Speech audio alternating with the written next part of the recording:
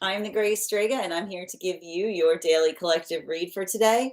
We are going to get started on today's daily collective read in the next few minutes. But if you would like to get on the list for a personal reading, the list, as always, is open.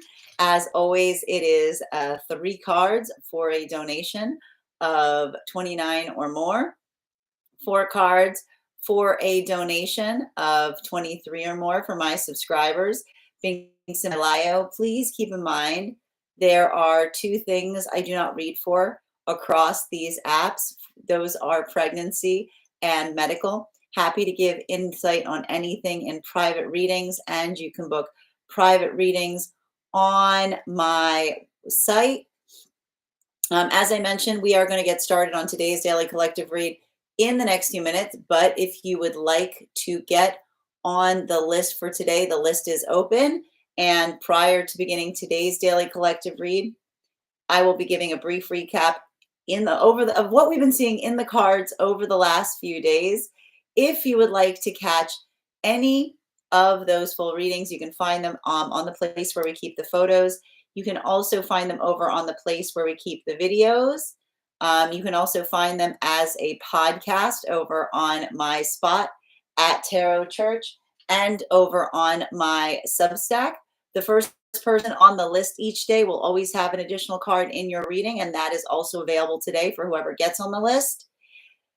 And we're doing 2 giveaways today. The first giveaway we'll be doing is we'll be doing a reading giveaway when we get to 50K likes. So make sure that you're tapping that screen. We'll get to 50K in no time. The other giveaway we are doing between now and the conclusion of the daily collective read is I will be gifting a free reading to the highest gifter. So I wish you a lot of luck if you are participating in that as well. As I mentioned, we are going to be doing a brief recap before we get started. But first and foremost, most important question, how are we doing today? Scale of 1 to 10. There are no wrong answers. Oh, we've got a bunch of stuff that's happened planetarily, and we're going to talk about it. Good to see you today, little vamp. Thank you so much. Hope you're having a beautiful start to your day. And welcome as well, Melissa. Thank you so much for the compliment. Hope you're having a beautiful start to your day. Dragons, thank you for also sharing the live. Always appreciate when you guys share the live. So I tried to tell you guys that this Sagittarius full moon was going to be creating a lot of shifting feelings. You may be feeling this right now. What's up with this? Like, what's up with this energy? Well, let's talk a little bit about it. The thing with Sagittarius energy, and I got to tell you, I think that in some ways it's going to feel uplifting. It's going to feel like a reaffirmation of things that one is having one's heart set upon. The one thing that we have to be conscientious about with it is it can also create a little bit of, like, I got to point this out, like a little bit of loose tongueness, like why are we, and this is why I was telling you, and I wrote a lot about this extensively in the Mystic Meditations article that I posted over on my Substack in relationality to this full moon. Sagittarian energy is unabashed. It is unabashed. And at the same exact time that we had a Sagittarius full moon occur, what did we also have that was happening? We had Mercury and Jupiter move into the house of Cancer almost at the same time. It was, like a few hours apart from one another. And the one thing I like about that energy, and especially with the harmony of them moving out of Gemini as they were doing so, is understanding what it means to unify on a concept, right? And this could feel like unified concepts that are bringing forth partnership in the space of relationship right now.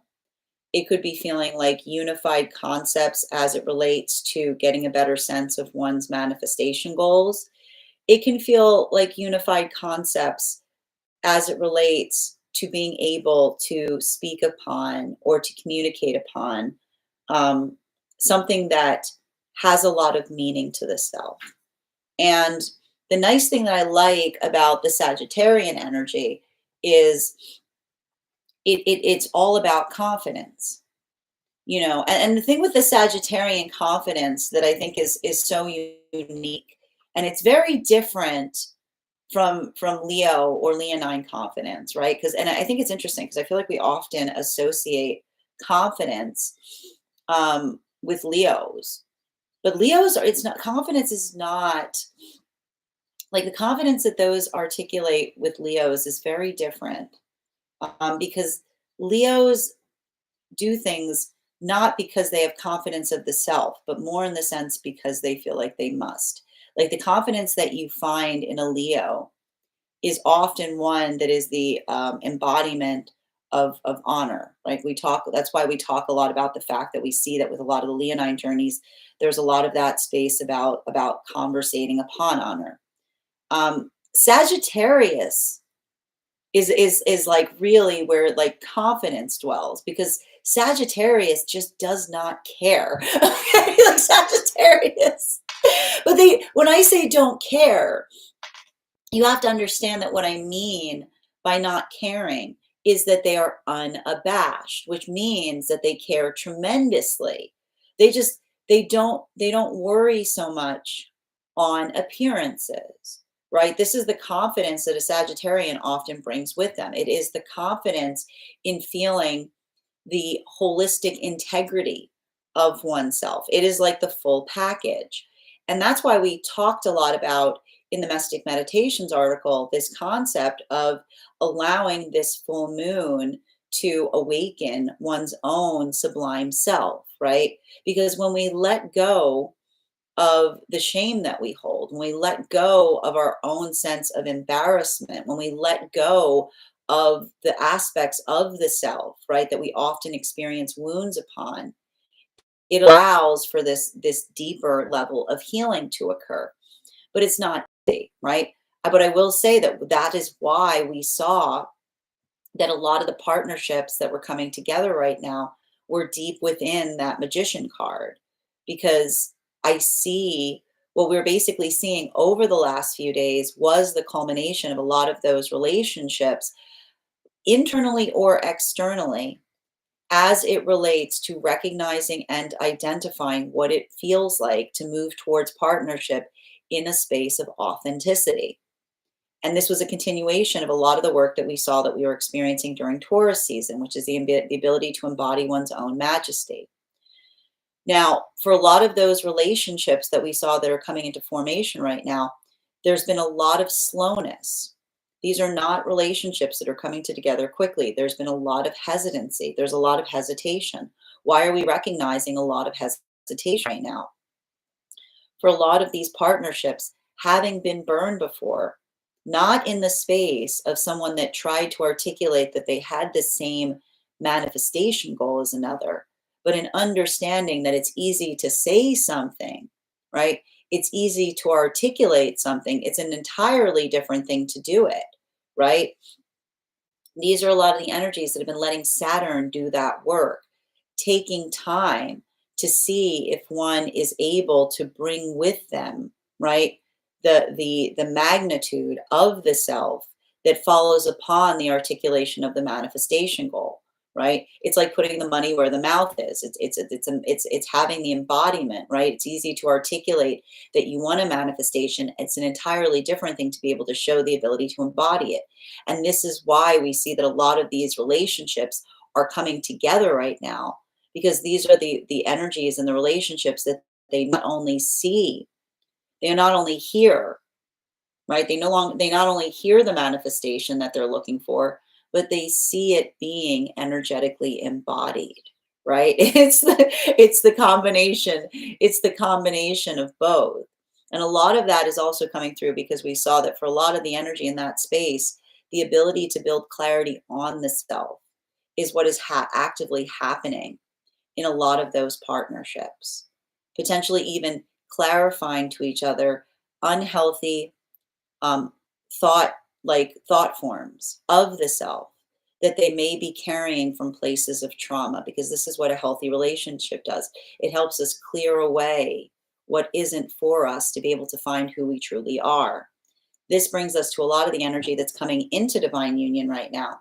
And for a lot of the energy coming into divine union, these were a lot of relationships. These were the chariot relationships, you'll recall, that were forming from about the time that Mars stationed direct up until the time that Mercury and Venus woke up behind Neptune. And for a lot of those relationships, that same ability, doing that work, right?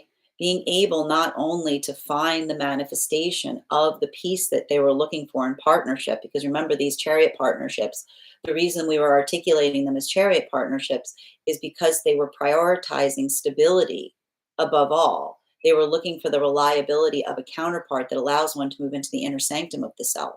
And this is why we see that for a lot of those relationships, that ability of doing so, the ability not only to find peace, but also to understand that the hard part isn't finding peace, it's holding on to it, building into the reliability of the self. This is a lot of the energy, much like we said. What are they doing? They're allowing those negative thought forms to be let go of, things that they took with them from trauma informed spaces. They're learning the lesson that healing is not linear, because often the thing we have to do to find partnership, like all of those boundaries that we have to hold, they suddenly become the thing that feels like they're blocking a deeper connection once we're within it. So what is this energy doing? High Priestess moving into a strength card. Much again, embracing that Sagittarian full moon energy, because we do see, and when you participate in my tarot church classes, I put a very strong association to the strength card, to Sagittarian lessons. But working in that space of understanding that everything has a season. So this is the energy that's learning the difference between weakness and vulnerability, because weakness is just the space of being soft. Vulnerability is hard. It takes all of our strength, because once you're strong, to be able to become gentle again, like that's what it takes to get there. This brings us to a lot of the energy deep within divine union. And for a lot of the energy deep within divine union, what we're effectively seeing is this is a lot of the energy that's doing that work, recognizing and identifying this was a lot of energy that's moving into Wheel of Fortune right now. Now, why are we seeing that a lot of those relationships are moving into Wheel of Fortune? Because for a lot of that energy, this was judgment moving into Wheel of Fortune, because we saw that they were embodying and doing a lot of the work in the space of the dreams, right? Building into the right relationality, coming out of that Scorpio full moon that we had previous to this one, in terms of not only seeing how much one has changed, but seeing how much further one has to move.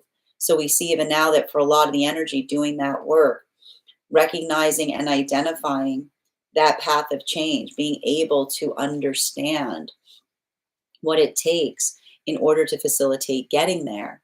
This is a lot of the energy that is identifying and seeing the maturation of their manifestation, right? The manifestation that effectively, an indication that we're moving towards a manifestation is that as we approach it, it starts to change, because a healthy manifestation is not what we receive, but the opening of the perception. So the possibilities that are opening up right now that are allowing for the flourishing of moving towards a manifestation goal. So I would not be surprised right now if there's a lot of energy deep within divine union that is articulating upon what those changing dreams are, because that is the embodiment of entering a manifestation with the arrival of new manifestations. That is where we find all of the energy prior to beginning today's daily collective read. Now, if you would like to catch, but let me know in the comments how you feel in this energy. It is going to be a little bit different for everyone, because again, the thing with Gemini energy, we're still in Gemini season, is it can affect and impact us all in very, very different ways. It is literally the energy of the array. But if you'd like to catch that full reading, you can find it over on the place where we keep the videos. You can also find it over on the place where we keep the photos. You can also find it as a podcast over on Spot at Tarot Church and over on my Substack. That said, we are going to get started on today's daily collective reads in the next few minutes. But if you would like to get on the list for a personal reading today, the list, as always, is open. As always, it is 3 cards for a donation of $29 or more 4 cards for a donation of 23 or more for my subscribers, being Samailio. Please keep in mind there are 2 things I don't read for across these apps. Those are pregnancy and medical. Happy to give insight on anything in private readings, and you can book private readings on my site. Also, if you get on the list for today, you'll be the second person read for. Amanda, thank you for getting on the list. You will be the first person read for. You will also have an additional card in your reading. Now is a great time to get on the list if you would like to. And just bear with me one moment. There we go. Perfect. All right. Whoop, hold on a minute. How are you doing today, Michelle? Good to see you. And welcome, Freya. Hi there, Dragons. So good to see you today. Thank you for the likes and thank you for sharing the live. Thank you as well, Doe, for joining us today. Thank you, Melissa. I hope you're having a beautiful start to your day. Grand Rising, Little Vamp. An 8. We like an 8, Dragon. That's a good place to start our day. The energy is swirling. I like swirling. Swirling is a good swirling is a good name for it. I like that too. A solid 8. Everybody's at an 8 today. Okay. You see, this is good. This is good. Definitely feeling it. Grand Rising, Bridget. Thank you for sharing the live. Always appreciate when you guys share the live. Yes, feeling it. Cancer, Jupiter, and Cancer, Mercury. I mean, here's the thing. I like Jupiter and Cancer. I like Mercury and Cancer. You know, it's moving in accordance to one's dreams, you know, like, and I think that that's really, if you've been feeling a little bit more peaceful right now, that you're probably going to be feeling that a little bit as well. Thanks for being brave enough to be public with your light. Yeah, I do my best, Melissa. I feel like it's a gift that we give each other in such a way. Thank you for being here and receiving these messages. And thank you for being a part of this collective. Awaken, thank you for the follow. Haley, your subscription's ending soon if you'd like to renew. And Fig, thank you so much for those gifts. Hi there. Happy Friday the 13th, Ms. Melissa. And Two Twins, thank you for the follow. C. Mike, your subscription's ending soon if you'd like to renew. Grand Rising, Hannah. And Adam, thank you so much for those gifts. Good to see you today, Elisa. And thank you for the gifts as well, Heather. Bad, thank you for the follow. And thank you as well. Grand Rising Rainbow, good to see you. Gemini makes me uneasy for sure. Well, I will point this out, S-Ray. The thing with the Gemini energy, depending on where one's own placements are, it can feel dynamic. It can feel exciting. But if you are someone who has more of a tendency to carry excitement as anxiety, it can feel a little anxiety inducing, right? We just recognize this. So we wanted to kind of do that work in relationality, trying to move that into an excitement space or just allowing that to kind of fortify the self, make sure that you're hydrating, you know? All right. Fig, I'm feeling better. I got my yard mowed and started cleaning up on those catch-all spots. Oh, I'm so glad to hear you're getting things done today, Fig. That was gross as intrusive. Well, you know, here's the thing. We got that Pluto retrograde right now. So, Minnie, I'm feeling exhausted lately, taking more naps. I feel like I'm in a state of compression. Well, I think, listen, taking a note from our Taurus cycle that we recently went through, like prioritize rest right now if necessary. Make sure you're doing that as well. Lots of naps lately and headaches. We will sometimes get a lot of headaches when we've got a lot of planets in Aries. It can create a lot of dryness too. So make sure you're hydrating. Oh, sending you support, Rainbow. I'll be sure. I need to catch up on some of the comments that I saw that were coming through. But I'm sending you so much support on your journey right now. I'm feeling like a 5-ish. Okay, very tired and worn out. Make sure you're prioritizing rest. I've been with Gemini now. I've been with my Gemini now for almost 6 years. Excellent. I bet every day is like a new experience. Best relationship I've ever been in and happy now. I'm so glad to hear that, Cassandra. We're in a place of happiness. I'm so glad to hear that. And Twisted, good to see you today. He is my soulmate. Gemini, Aquarius. Ooh, Gemini, Aquarius, Aquarius. That is some dreamy stuff. And you're Scorpio, Libra. Oh, yes, you guys balance each other out. Yeah, that's like, you got like the brains on of the operation. What does it mean when it's Cancer, Jupiter in my 8th house? You know, one of the things I like to associate, and I always like me to point out, I always read things from an an energetic perspective. We like Jupiter in the 8th house because it effectively deals it effectively deals in the space of inevitability, right? Like we just work in that context. So Jupiter in the eighth house is going to feel like it's going to feel like there's aspects of your path work that are energetically inevitable, right? Like it can create a lot of that stabilization point. And I like Jupiter in the eighth house because it basically, it's almost the conversation of working on the lesson that you can't miss the things that are for you, right? Like we try to struggle through things and we're so worried about like missing opportunities.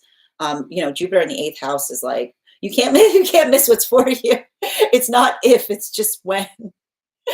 It's like it's a lot of this like I knew this day would come kind of energy. Best sign. Oh, I love that for you, Cassandra. Hold on a minute. Cap, yes. In sidereal, I'm Libra, Sun, Virgo, and Sag Moon. And he's Taurus, Sun in sidereal. Interesting. Spence, thank you to have a supportive relationship during such a stressful time. I'm so glad to hear that, Spence. Sending you so much support on that journey as well. Oh, I'm glad. I would not be surprised if you guys travel a lot. That's the thing with Gemini. Geminis like traveling. And Scorpios do too, right? It's a lot of like trying to get into some trouble kind of energy. I love Aquarius, Gemini, and Libras. Yes. I mean, all of the signs, I will point out, all of the signs have their positives. We have ones that we gravitate to more than others, depending. It all depends on our own sign work. I've got you. I believe I got you on the list, Natalie. Thank you for sending that donation. Taurus is, I think all the signs are beautiful as long as we're doing the work to heal. You know what I mean? Taurus can be beautiful. Leo can be beautiful. It's really a question as to whether we're working through our lessons, Yes. And thank you, Twisted, for the follow. I'm doing well today, Twisted. How are you doing? I have Jupiter and my moon in Sag in the fifth house. Yeah, that's a lot. That's big energy. I love a Sag Jupiter too, because it's like it's you can't, it's like you can't walk quietly into a room. Like there's always something that happens. It's like I'm gonna be real quiet. Boom, boom, boom, boom, boom. Like, shh. It's like that's Jupiter's head. Like, shh, we're being quiet now. And because I'm feeling with that some things in my life right now that is around my family. Oh, about what aspect, Jess? Grand Rising. How are you doing today, Dandy? Cancer, Jupiter, my 12th house, will be conjunct with my Black Moon Lilith in Cancer at 5 degrees. Ooh, that's some heavy stuff there, but it's mysterious, like it's pretty mysterious. Oh, yes, it is. It's don't be suspicious. Jupiter Sag is like, we're being detectives. Grand Rising, Team Sun. I hope you're doing well. Cancer, Jupiter in my 8th house. But that's the thing, like Cancer, Jupiter. I like Cancer, Jupiter because it's like, it be like that. You know what I mean? Like, Cancer, Jupiter is like, I'll give you some time to think about it. You know what I mean? Cancer, Jupiter, 12th house as well. Yes. No, it is. It's there. It's doing it. It's done. It's done, Bridget. It's done. Like but and that's what I mean about I would not be surprised right now if there's energy that isn't working towards prioritizing rest right now, because Jupiter Cancer is, Jupiter Cancer is working into a space of being very protective. Jupiter Cancer is being protective and prioritizing rest and working towards peace.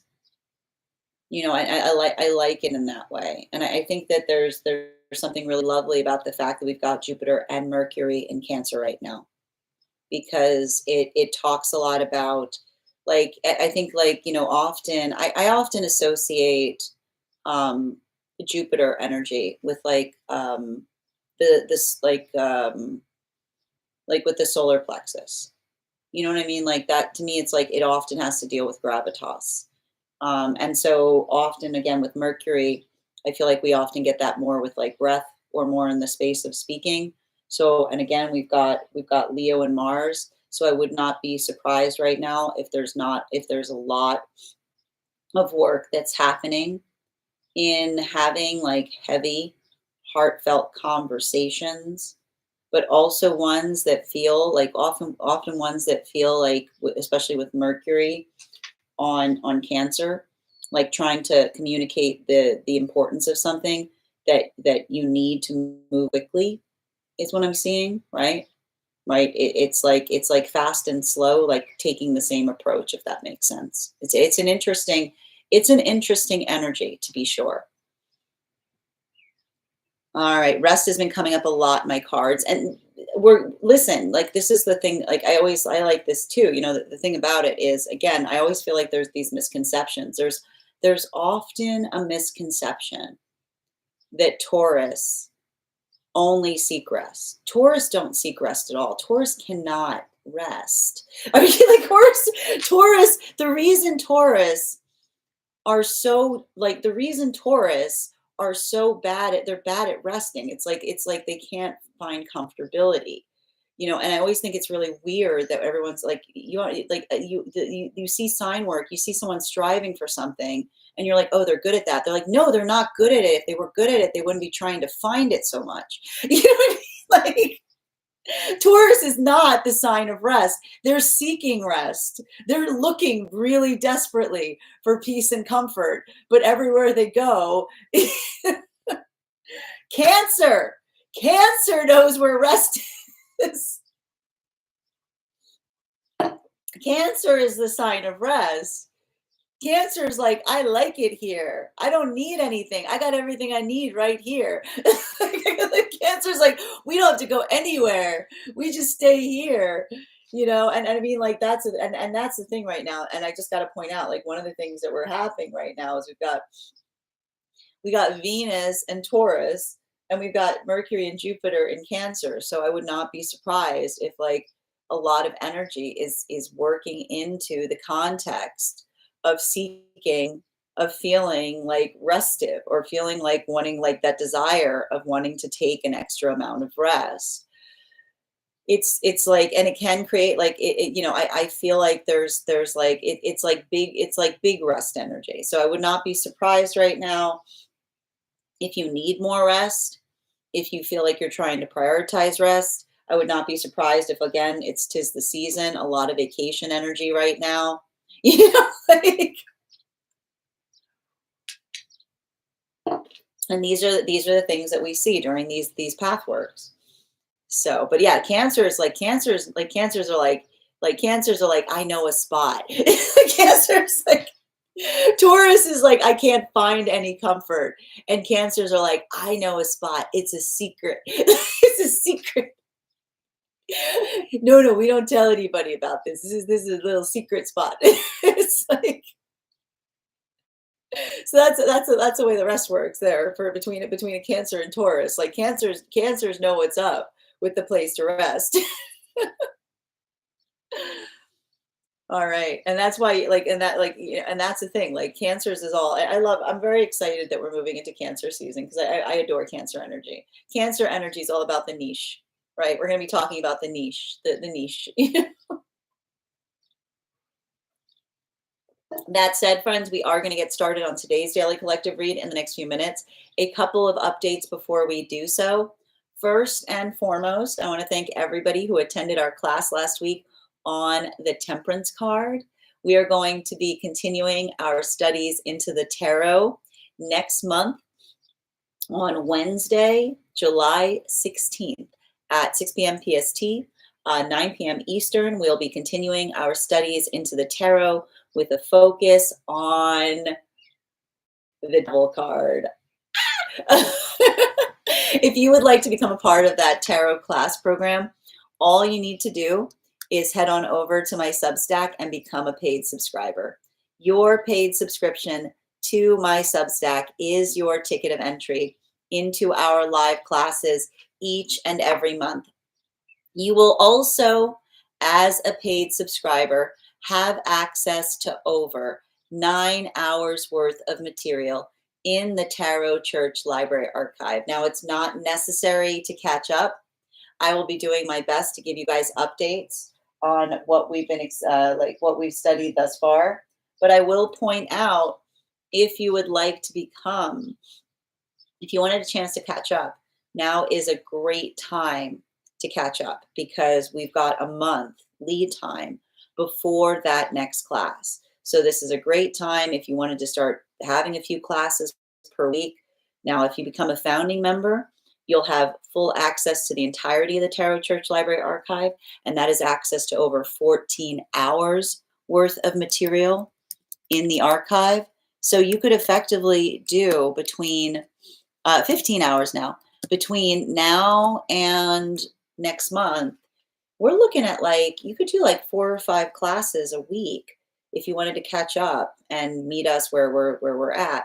You'll also have access to a one-on-one chat with me and the other students to ask any questions you may have in relationality to any of those classes. And as I mentioned, if you become a founding member, not only do you get the full access to all of the library, you'll also have access to, you'll also get a discounted rate on the full year's worth of classes.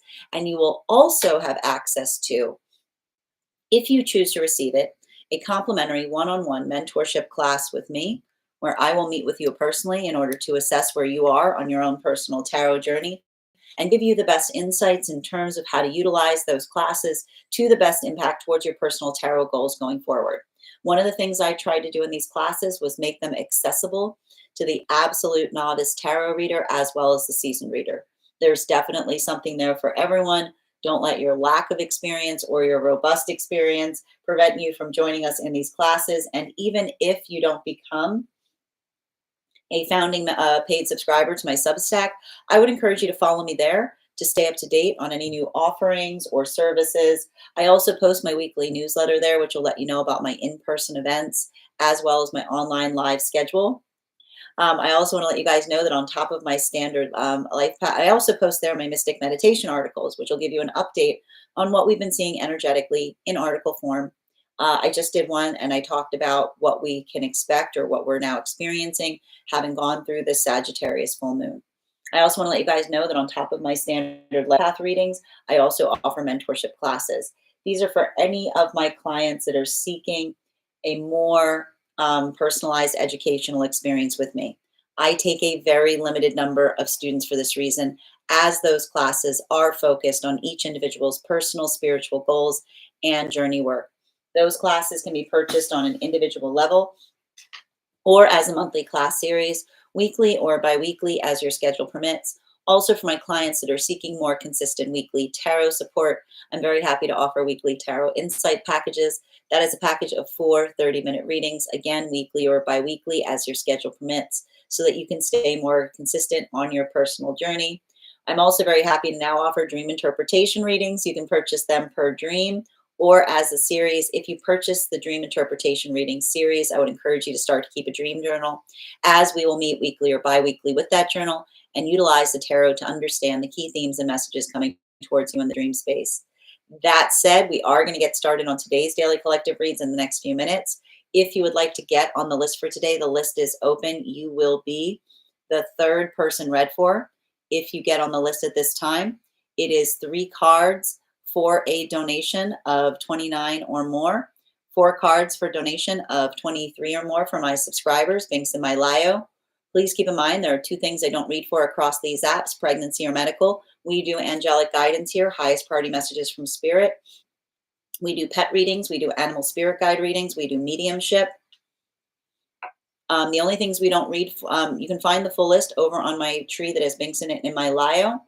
Also, we're doing 2 giveaways today. Our first giveaway is we'll be doing a reading giveaway at 50K likes. So make sure you are tapping that screen. We'll get to 50K in no time. Also, when you tap this screen, it encourages the live to be pushed out to those who have not experienced it before. So thank you guys so much for doing your part and helping to share these messages. We are also doing a giveaway today of a free reading for the highest gifter between now and the conclusion of the daily collective read. So I wish you a lot of luck if you're participating in that giveaway as well. I am going to take a minute to read over some of the comments that came through as I was reading. All right.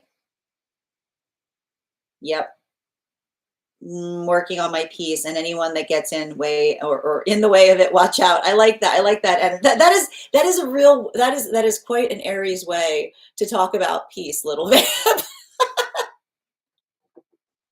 I like the Aries that is like, I am prioritizing my peace.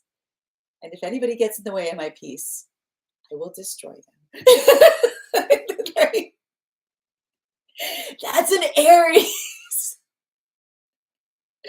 I have Cancer in my 12th house. I like it. I like Cancer in the 12th house. You know, Cancer in the 12th house is like, it's peaceful. You know, there's like, it's working into the space of being able to recognize the dream. You know, it's a beautiful place to be. My Chiron is also in Cancer in the 8th house. Oh, that hurts. Yeah, that's because can't like Chiron with Cancer in the 8th house is working through the recognition point that um other people's choices can hurt us even if they don't intend to hurt us. You know, like that's like it's like one of those like that's a rough space for Chiron to be in. Peace and love to you as well, Autumn. Good to see you today. I know you Cancer babies, you love your solitude. You're like, just leave me in my shell.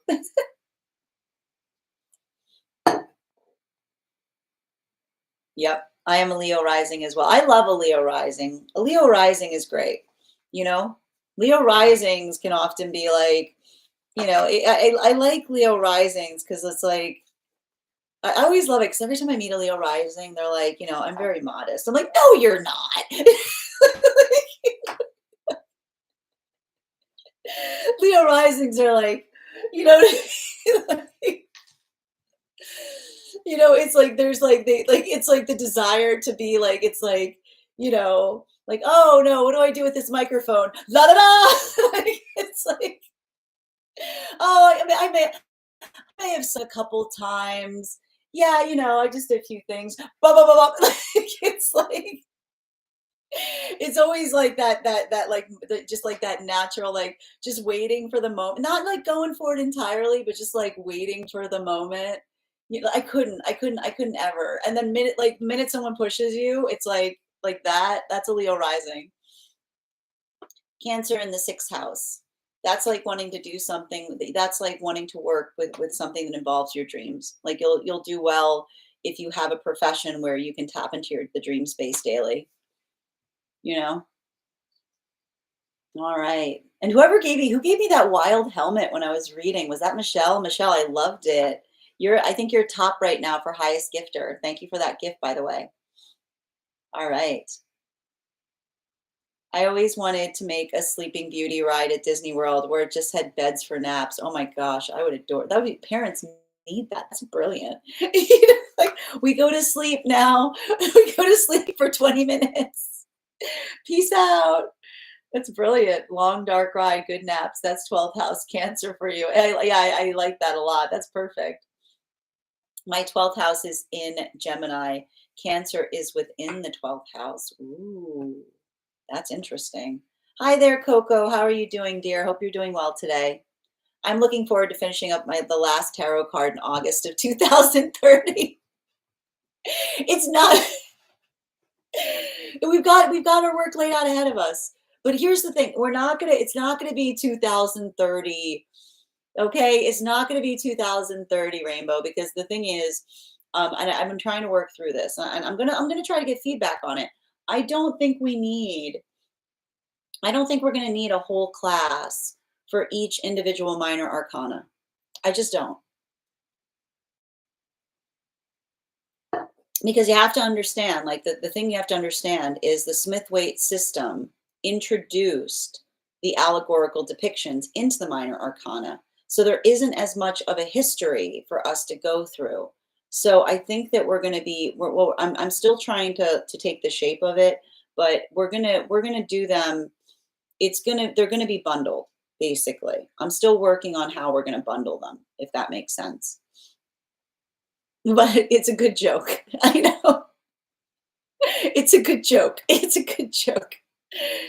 I just want to make sure I'm on the list. Yes, Mama, the list right now, I've got Amanda and Natalie on the list. If I have not named you and you got on the list, please give me your first name and the initial where you sent the payment, and I will be happy to confirm you are on the list. Exactly, Rainbow. Yes, exactly. That is exactly how I would expect an Aries to work towards peace. I create peace through war. I am on a mission for my peace, and God help you if you get in my way. Namaste. Yep. Hi there, Bex. How are you doing today, dear? I looked up my natal chart again last night. Pluto in Scorpio. Pluto wants to be in Scorpio. You're like, ooh, you like accidentally scare people when you're like being funny. Cancer moon, Jupiter and Cancer in second house. Yep. I like it. I mean, Cancer moon is beautiful, you know? And Jupiter and Cancer in second house, that can be that can be like a little difficult because that's like overnight success kind of energy, you know? Like that's wild. Like Jupiter and Cancer in second house, like a big issue for you might be like things taking off too quickly, if that makes sense, you know? And like having to keep up with demand. Now I'm understanding why all my readings are about inner work and healing. Understood, Bex. Coco, if anyone wants to get in the way of my peace, I'll disappear from their life and watch their karma take them over. That's more of like like that's what like a Cancer would say. You know what I mean? That's like you're like it's like bye bye, bye bye. Definitely not modest. Yep. That's my Leo sun, BF Lowell. Absolutely, Amber. We thrive off that invite, right? I love like that's the funny, and that's the thing with a Leo. Like when you got a Leo rising, you got to push them into the spotlight. You know, to push them in. But once they're there, once they're like, da-da, da-da, you know? And channeling, thank you so much for those gifts. As I mentioned, friends, we are going to get started on today's Daily Collective in just a few moments. If you guys would like to get on the list, though, as I mentioned, the list is open. You'll be the third person read for today. We are also doing 2 giveaways. Remember, we'll be doing a free reading for the highest gifter between now and the conclusion of the Daily Collective. I will say, we are doing well with that contest. I'm going to tell you guys now, Michelle is highest right now gifter for that free reading. Thank you so much for those gifts, Michelle. All right. Hold on a minute. Cancer's in the 9th for me with Lilith. That is some beautiful. That's like night blooming flower kind of energy. Bridget, as long as Leo rising, as Leo rising, I wish I have a fear of being seen. Well, that's the thing. I didn't say you didn't have a fear of it. I just literally I think I just explained that.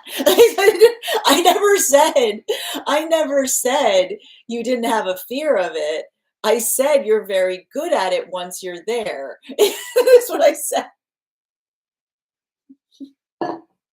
I said you have to push them on stage. You got to push them on stage. So you mean I'll be hurt by someone else's choices with Cancer and Chiron in 8th house? It can often, I feel like it's about recognizing, right? Cancer in 8th house can talk about the ability of understanding that sometimes we're hurt, even when another person does not intend to hurt us, right? Like someone can come towards us with the best intentions, but it doesn't mean that doesn't like the best intentions don't like it. The best intentions does not create the qualifier that means that we can't get hurt, right? Like it's a lot of it. There's like it's having to work through a heavy, like a lot of like a heavy degree of that kind of lesson, which is someone saying like like I didn't intend for this to happen, or like working in that space of just like understanding that that's just like the way it is sometimes. And thank you for the follow, Jays. I will commit right now to classes until 2030. I mean, listen, I mean, here's the thing about it. I got to tell you guys, like, I fully intend, like, once we get through all of the cards to begin the cycle anew, and they're going to be new classes. It's like I've got, I've got so much. Like, I had to stop. I had to stop myself with the temperance class. We could have had another like hour of the temperance class, but there's only so much I can do in the span of an hour. So there's this is going to be continual work and refining and working towards these classes. There's always going to be more classes to take. We're always going to have more. We're always going to have more to study. Like the tarot, like like I've been like, listen, you're looking at like 30 plus years of studying the tarot right here. I'm learning new stuff every day. Okay, I'm learning new stuff every day. It's an ongoing journey. And thank you for the follow. Channeling, especially since the major arcana have the same meanings based on numerology and the suit changes. Yeah, the major arcana, like here's the thing about it. Like the major arcana have a lot more history associated to them. There's a lot more, there's a lot more that goes into understanding the cards. It's not to say that the minor arcana don't have depth, but when it comes to the depth by a historical context, they were numeric up until like the breakthrough that we had with the Smith-Waite system was making the minor arcana similar to the major arcana. It was a huge, it was a stroke of genius. It was brilliant. It made it more accessible. But that's what I mean in relationality to not necessarily needing as much time. Like, I don't feel like I'm going to need an hour to potentially go through a single minor arcana card because they're more, I like to describe them, they're more the action phrases of the tarot itself, right? We're going to be talking more about the directionality of what they like, what they import. And it will be heavy in numerology as well.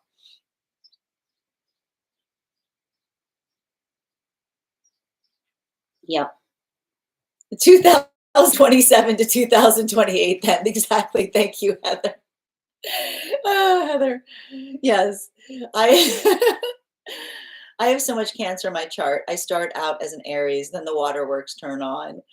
And but here's I like a Cancer Aries though, because you're like Moon Knight, you know? Like Aries Cancer is like Moon Knight energy. Which is like I can't I'm angry. Like this is like energy. Aries Cancer is like I'm angry because I care about you. I just let me love you. Like that's Aries Cancer. It's like big feelings that drive big movements. Little vamp. I've got so much Cancer in my chart. Yep. My Uranus is in Scorpio. In the fourth house, Libra, and I did a birth chart reading for my dad yesterday. Oh, that's cool. I mean, Scorpio for fourth house is like, it's like knowing yourself, like it's having to keep the secret of yourself for a long time, you know? It's like the big reveal that happens early on, like, uh-oh, like, uh-oh. It's like Scorpio fourth house is like, uh-oh, I've got a subconscious. We all survived. I'm glad to hear that. That's good. I'm glad to hear we all survived. Fig, it reads Mercury, Cancer, sixth house. I'm still learning. Okay, got it, Fig. Dragons, we're loyal until you're not loyal. Then we gone for good. Yeah, well, I mean, Leos are like that too, right? Leos like Leos are like, I wish I didn't see that, you know? Like Leos are like, please don't show me something about yourself that it's like, it's hard for Leos. Like Leos want to respect.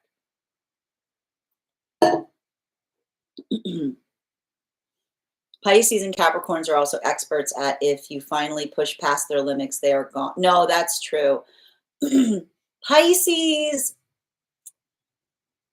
I gotta say, I feel like Pisces depart if you ruin the dream. You know, like I like to point out, I feel like with every sign there are capital offenses. You know what I mean? And the thing is, like, and I've had to work through this with my friend with friends I have with Pisces placements, right? Just because something is turbulent, right, doesn't mean it's necessarily positive, right? But I often notice, like, Pisces are very protective of the dream space. So if you if you try to crush a Pisces dream, like they're gone, like that's heavy stuff. Capricorns, I feel like Capricorns get pushed past their limit when someone takes too much advantage, right? Like it's the space of Capricorns put a lot of work into relationships, and um, if someone doesn't build appreciation to the Capricorn's committedness to something, you know what I mean? Like that can often, like, Capricorns, I've seen Capricorns break away from fickle energy faster than you can blink. Like Capricorns have no tolerance for fickleness, you know? And thank you, BC, for those hearts. Cora, thank you for the follow, dear. I have my Mars, Venus, and M midheaven and Cancer in my 10th house. I love Venus, Mars is real. Venus can't Venus. The problem with me having Venus and Cancers is you're good at, Venus and Cancers are good at breaking their own hearts. You know what I mean? Like, oh no, I broke my own heart again. It happens. You know, my Lilith is in the ninth house. Yes, I mean, I love, like, Lilith in ninth house Pisces. That's a beautiful place for Lilith to be. You know, it's like I'm at, like it's like a lot of self acceptance in that space. And MP, your subscription's ending soon if you'd like to renew. Eighth house Chiron in general is rough. Mine is there in Gemini. Yeah, I mean, eighth house Chiron is it's just, it can feel like a lot of that, like, this always happens kind of energy. You know what I mean? Like seeing where something's going to go before you're like, I know it's like the problem with having an eighth house Chiron is potentially having to walk away from something and another person being like, where are you going? And you being like, I know where this is going. Right? Like this, it's like, and the thing with eighth house Chiron is being like, you're like, oh no, I've done the math. Like, there's, this has happened before, right? It's somebody, like, often, like, having those moments and experiencing something and having to move away from someone and then being like, what's going on? And being like, I know that, like, I can see where this is going. It's not going anywhere good, you know? And so another person's like left being like, they just split, another person being like, you know, like it's almost like understanding that you're doing something for the best, even if another person doesn't see it, you know? All right. What is this Chiron? I like this. What is this Chiron? It's an asteroid we get info. Oh, hold on. So yeah, it's wounded healer. So it's like the story of Chiron is it's the story of a centaur that experienced a mortal wound, and then in the journey of going to try, they never healed from the wound, but they became one of the greatest healers in Greek mythology. But everything that they learned in trying to heal themselves, they passed on to those around them. So often when we find our Chiron placements, it can talk about the wounds that we carry with us for the duration of our experience, right? Some things we are non-recoverable, but we can continue forward through them by being able to articulate, like, how they heal us and something about that journey itself that provides us a context of healing. I hope that helps. Where can we get info on signing up for the classes? If you head over to my, all you need to do if you want to sign up for the classes is become a paid subscriber to my Substack. So for instance, last week's class, not last week, why am I saying last week? This week's class is up there now. The class is up there now. If you become a paid subscriber, you'll have access to the class and the course materials. If you become a monthly subscriber to my Substack, you'll have access to the last 9 classes. Now, if you become a founding member, you'll have access to all of the classes. So that is access to over 15 hours worth of material. And our next class is going to be held on July 16th. I hope that helps, dear. The temperance class was my favorite so far. I love that card even more now, right? I listen, I could have gone even longer with it, Bridget. The card is fascinating. And here's the thing, like the next 2 class cards we've got coming up, it's going to be a lot. There's a lot to go through. I'm already amping up to try to work through the devil card. I mean, but I think that the thing that's hard about here's the thing about it. Like the devil card, there's some allegorical conversations that are easier to expound upon. Like everybody knows like the perspective of like the Grim Reaper and the Death card. Everybody knows like the depiction of the devil. The Temperance card is something that we've like kind of lost touch with. So it's nice to be able, like, it requires a little more, especially when we're talking about the virtues, it requires us to do a lot more unpacking in relationality to what the virtues are. It's kind of sad state of affairs. It's a sad state of affairs that in the world that we exist in now, we don't understand what the cardinal virtues are. Okay, so that's why those classes take a little bit more work, because I'm like, let me introduce you to something that seems like it should be pretty obvious that we don't talk about enough, you know? Yep. Excellent. There's always something to learn in astrology. I mean, all the mystic arts are like that. I don't know where it's at in my placement. Yeah, I don't.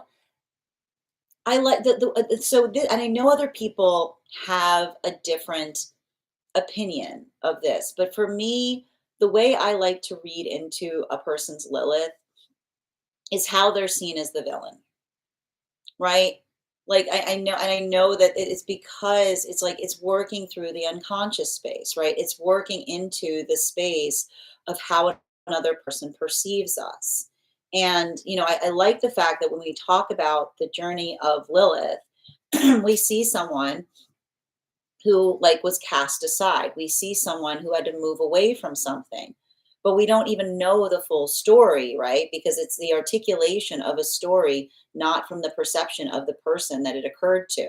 So I feel like often when we see those Lilith placements, they can talk. I feel like they often house others' misconceptions of us, right? It's like how other people potentially see us in ways that isn't necessarily authentic to our true self. So, and I feel like this is often why we carry a lot of kind of like our unconscious and our shadow work there, right? Because often it's fed with what other people tell us about ourselves that isn't necessarily true, right? So there's a lot like this is why I feel like such a complicated space, because it's honoring the mystery of the self that sometimes does not get breached by others' perceptions of the self, if that makes sense. Yep. Mine is in the 5th house in Leo. 5th house in Leo is cool. 5th house in Leo is like, it's like standing up for others. It's like it's showing up. It's like it's like 5th house of Leo is like it's all about like showing up. Like literally it's about showing up. Like half the job is showing up, you know?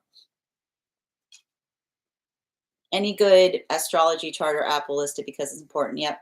Pop astrology tends to ignore it. That's a problem. I mean, pop astrology tends to ignore a lot of stuff. We recognize that. I'll try to change now because, girl, I need these. Yes, I've been in her live so much lately. It's calling to me again. Oh, cool. Awesome. Okay, I'll look at it for it. Yep. And if you guys have recommendations for other lives and stuff, post them over in the Discord. Mars and Cancer sun here. I like Mars and Cancer. Aries sun. Yeah, that's very That's like, again, dream protector kind of energy. Aries with a lot of Scorpio in my chart. Aries with a lot of Scorpio is like, you're like, you need someone who can match your vibe, man. Like, not everyone can keep up with you. Yes, Mars and Cancer, Aquarius fourth house. Aquarius fourth house is where Aquarius wants to be. Aquarius fourth house is like you were like the dream made reality for those who fall for you. I have Scorpio in my fourth house. Yeah, I love it. Scorpio in fourth house. Scorpio in fourth house is like house of mystery. It's like, let's make the Adams family house. Is anyone attending Pride this year? I hope so. I hope so. The astrology is indicating it might be contentious, and I'm nervous. I mean, if there's something I know what you mean, dear, right? But Pride started as a riot, right? Mars in Cancer 12th, trine with Venus in Pisces and exactly 22 degrees. Yep, I like that too. Capricorn rising. I like a Cap rising. You get it done. You get it done, Shelby. Scorpio in fourth house with Mars, Pluto, and South nodes. What about Sag? Cora, Sag right now. I feel like, we got the Sag full moon happening right now. It's good for Sages. I feel like even this energy for Gemini is good. I was worried. Listen, I was worried about Pisces during their season because it was there were too many planets exiting their house. I was worried about Taurus during their season because there were way too many planets in Aries, Taurus seeing red flags everywhere. I was not stressing about Gemini during their season. This is like Gemini being like, there's a lot happening. There's a lot happening. Everything's happening. It's more about like not being like being pragmatic, not getting fickle. Virgo capital offense is being impolite, getting things wrong, etc. Saying this is a Virgo. Yeah, like the thing with like the the thing with Virgos is honestly, I'm gonna be honest. I feel like with Virgos, you can't embarrass them.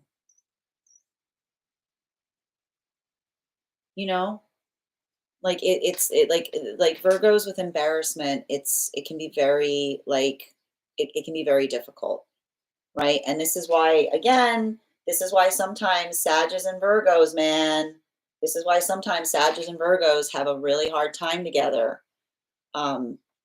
Because Sages, like, you can't embarrass a Sag, and a Virgo, you know what I mean? Like, it's a lot of that refinement put into appearances, you know? Shelby, thank you for the follow. Capricorns are stubborn but hate being taken advantage of. Oh, absolutely not. Like, that's the thing about it. Hi there, Samantha. I have Leo moon and Cancer rising. Cancer rising is beautiful. Leo moon can be difficult. Hi there, Crystal. Libra rising, Pisces moon. Pisces moon's beautiful. Libra rising is nice too, but you have to like be careful not to fight other people's battles for them. Yes, exactly. Thank you, channeling.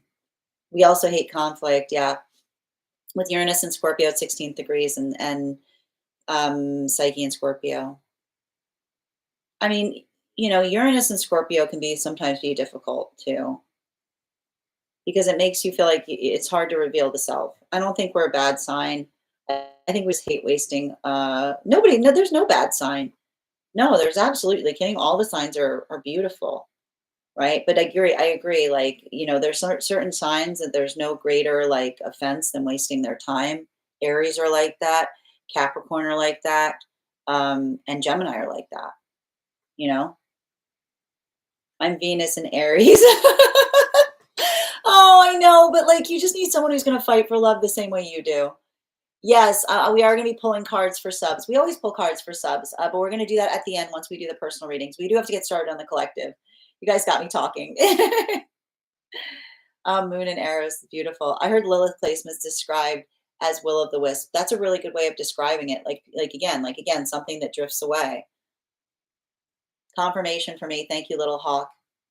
That comes after collective. Thank you for the help, Fig. I'm wrong. My Chiron's in the 11th house. Okay. Chiron in the 11th house might be a little easier to manage, to be honest.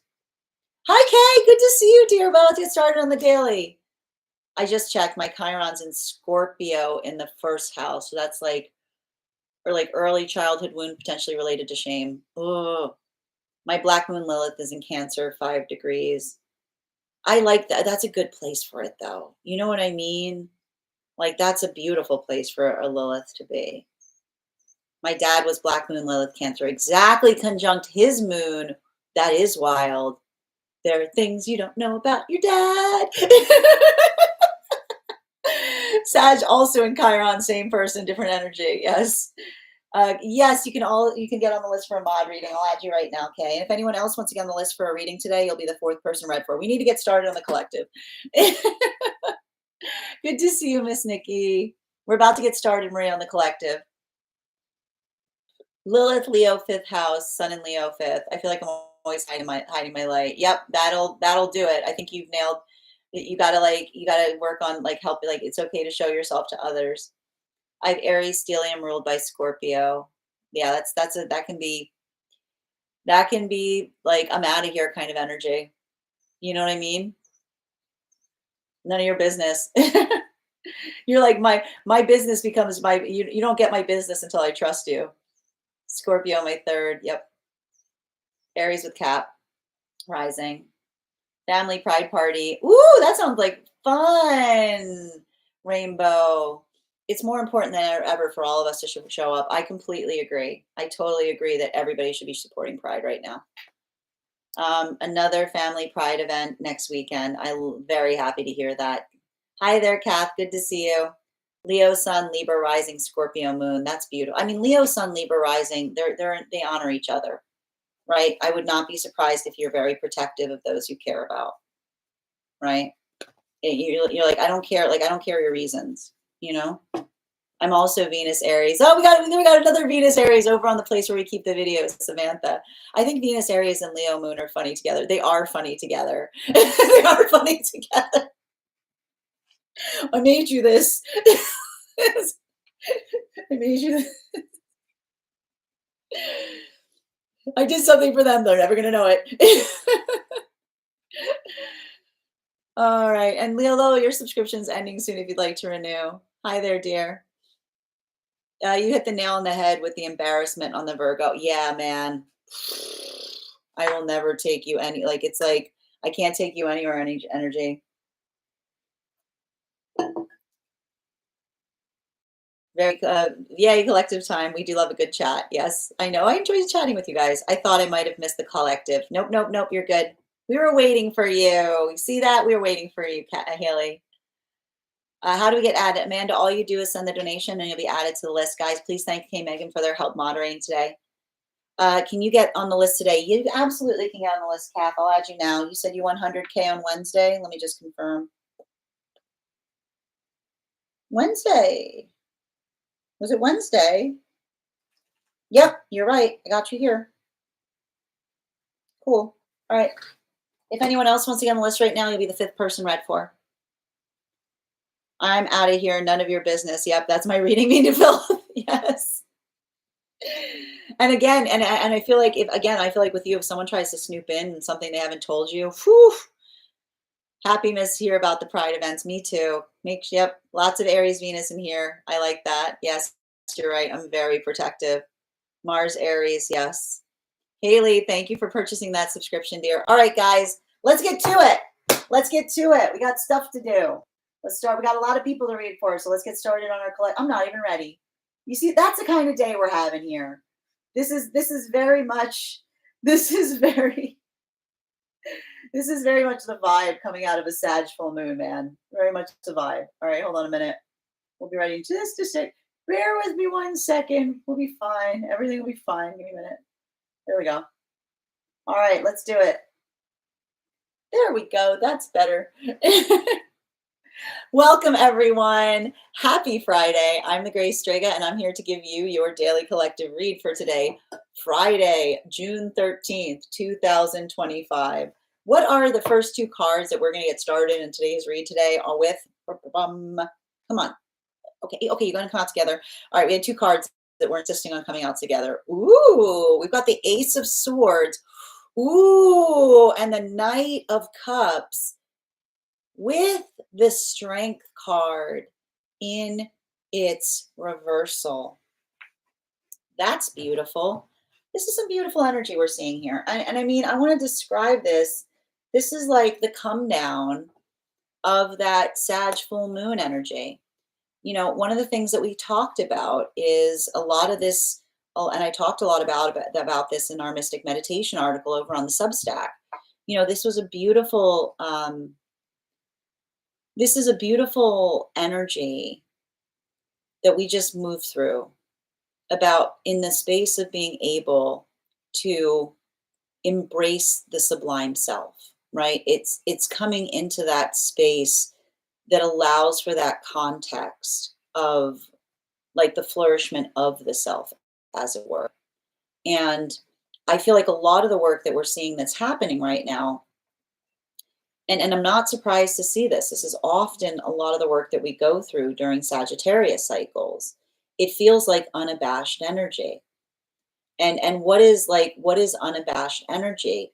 It's working into the context of recognizing the preciousness of the self. Whenever we go through Sag cycles, like this is the beauty of Sag energy. And this is why my joke is the fact that like everybody always says like the bull in the china shop.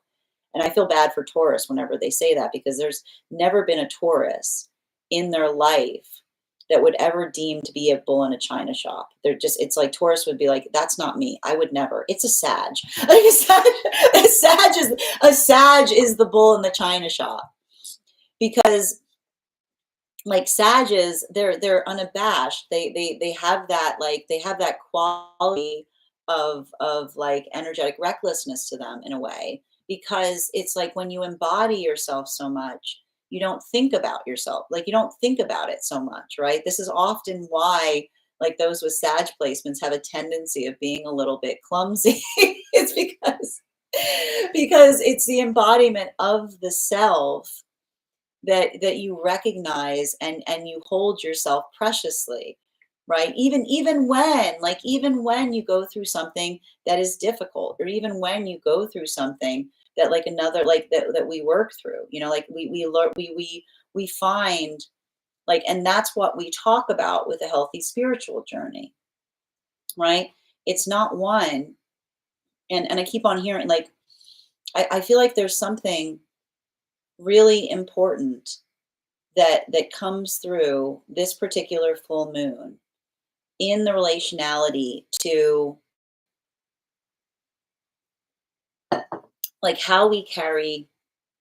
um how we carry energetic shame. Because and this is the thing about it that we work to heal, because when we haven't done the work on healing the ego, right, we work more in that sense of not feeling like we're in the context of our robust self. And it's interesting too, because one of the things that we were talking about prior to starting today's daily collective read was the fact that when we're doing the classes right now for Tarot Church, one of the reasons that some cards take longer is whenever we have a class on the virtues, I feel like I have to start from scratch. Like we've forgotten what virtues are. You know what I mean? Like I can show someone the death card and they immediately recognize the death card. They're like, that's the Grim Reaper. I can show, we've got the justice card, but we see them as like the figure of justice. But, the context of virtues is such that, virtues are our directionality point in relation to what feels like they're the architecture of our own sense of self, right? And I think that the virtues are really beautiful, because I talk a lot about this in tarot class. We find that all cultures discover the virtues independently, right? There's something really profound about that you look at every culture and we find these virtues. um, and when we're too much in the ego, we worry too much what others think about us. And when we worry too much about what others think about us, we depart from being virtuous, right? Because virtue is not based upon the self, it's about arriving and articulating upon what is energetically important. And we often feel like when we get too much in our egos, we like lose the plot in relationality to the things that we care about. That's what I keep on seeing is beautiful about this energy. because I feel like a lot of the lessons that we're working through right now are articulating upon what feels virtuous within, right? Which identifies in relationality to what it is that we hold to be important, right? The things that we hold on to that allow us the context by which we're able to put our hearts into conversing upon things. And that's why I keep on seeing that a lot of the energetic shift that we're identifying at this time has to do with those conversations. It has to do with the articulation point in being able to define and speak towards what matters. Because when we're able to, again, with the Ace of Swords here in combination with the Knight of Cups and the Strength card in its reversal, when we're able to be able to find the ability to articulate upon the things that give meaning to us, it allows for that feeling of being able to be vulnerable, right? Like it's the vulnerability that you have with another when you recognize that another person finds those same virtues. And what are the virtues that we talked about in the tarot? We just studied the fourth virtue that is identified in the tarot over on tarot church classes. We've studied justice, which is the ability to try to find energetic equilibrium in all things. We talked about wisdom through the Hermit card, which talks about, again, the wisdom, the experience, the ability to look back on the past and derive intelligence and informed lessons from that past, right? We also talked about strength card and the identification point that strength, and we're going to, we talked a lot about this with the association towards Sagittarius, that strength is the ability to allow oneself to become vulnerable, right? It's the ability to understand the difference between weakness and vulnerability. Vulnerability is allowing oneself to move into a space of vulnerability and the strength it takes in order to do so. So what we keep on seeing that's happening right now across the frequencies is, like, I'm not surprised, the ability to articulate and defend what is energetically precious, right? Working into the context of being able to define what it is that we allow ourselves to be able to speak upon. This is I see that there's a lot of energy right now in separation, like shifting into there's like a bit of the shift occurring. And I like this because what we're effectively seeing, and I'm still trying to get a handle on what I'm seeing that the energy and separation is moving towards right now, because I keep on seeing that the beauty that's happening in a lot of these magician partnerships that were occurring, and the reason I identify them as magician partnerships is because I see the relationship cycles as different frequencies. The last one we passed through was chariot partnerships that were occurring from about the time that Mars went direct up until the time that Mercury and Venus woke up behind Neptune. These are magician partnerships because they are prioritizing authenticity in relationship. And so what we're seeing that's occurring here is a lot of that energy. This is the confidence. This is the courage that we were waiting upon to be built into, because it's that same confidence and courage, as it were, that is allowing this energy to move together. Now, you'll recall what we talked about with some of these relationships is they were very slow to start. There's been a lot of hesitation. There's been a lot of conscientiousness. Why? Because these are potentially relationships or those in separation who are healing from situations or circumstances in the past where, and again, another person articulated a manifestation goal, but did not embody the manifestation. This is often why we talk about the fact that our vulnerability is precious, why it does not require us to just move into vulnerability as soon as we meet another person, right? Because we talk a lot about the fact that it's easy to articulate a manifestation goal. It's an entirely different thing to embody it. And this is why we saw that a lot of these energies, they've been pulling back a little bit. They've been doing that work in the chariot energy, reining their emotions back, right? Not moving with too much speed, because this is the energy that was trying to work, to wait, to see if the partner that they're moving towards not just articulated the manifestation goal, but embodied it.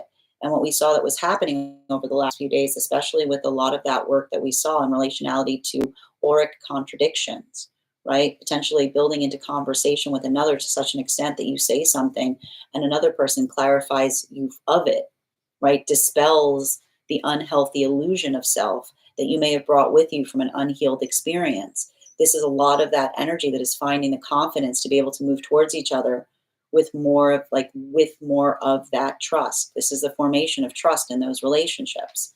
This brings us to center card. And if this is energy that is still in a place of separation as we see this occurring, this is the energy that is doing that work within the self, right? They're reorienting, they're remembering who they are, they're identifying and they're sifting through the difference between, because we talked about this. This has been a major message that was coming through during the Gemini cycle. A relationship changes us. It always changes. You do not enter into relationship in order not to be changed. But when we are in an unhealthy relationship, it feels like we are contorted.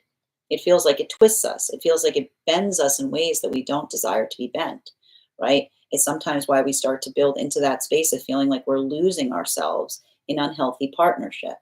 But when we come into the healthy relationship, it feels like it strengthens us. It feels like it fortifies us. It helps us make us feel like we are effectively found because we see ourselves with more clarity in the healthy relationship. So this brings us to a lot of that energy finding themselves again, healing and recovering. And this is the difficulty point. Sometimes you can stay in any relationship you want, right?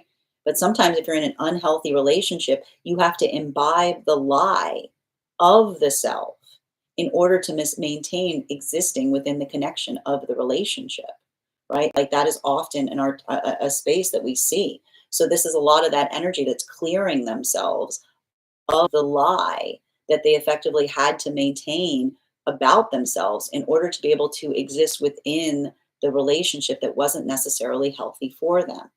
This brings us to a lot of the energy moving deeper into divine union right now. Center card for today's spread. We have here our King of Wands in its reversal. Now, this is a lot, I told you, this is a lot of the energy right now that's moving deeper into divine union, that's coming into strength. Why do we see that this is the energy working through strength lessons? We talk about this here. Strength lesson is not like, this is not strength.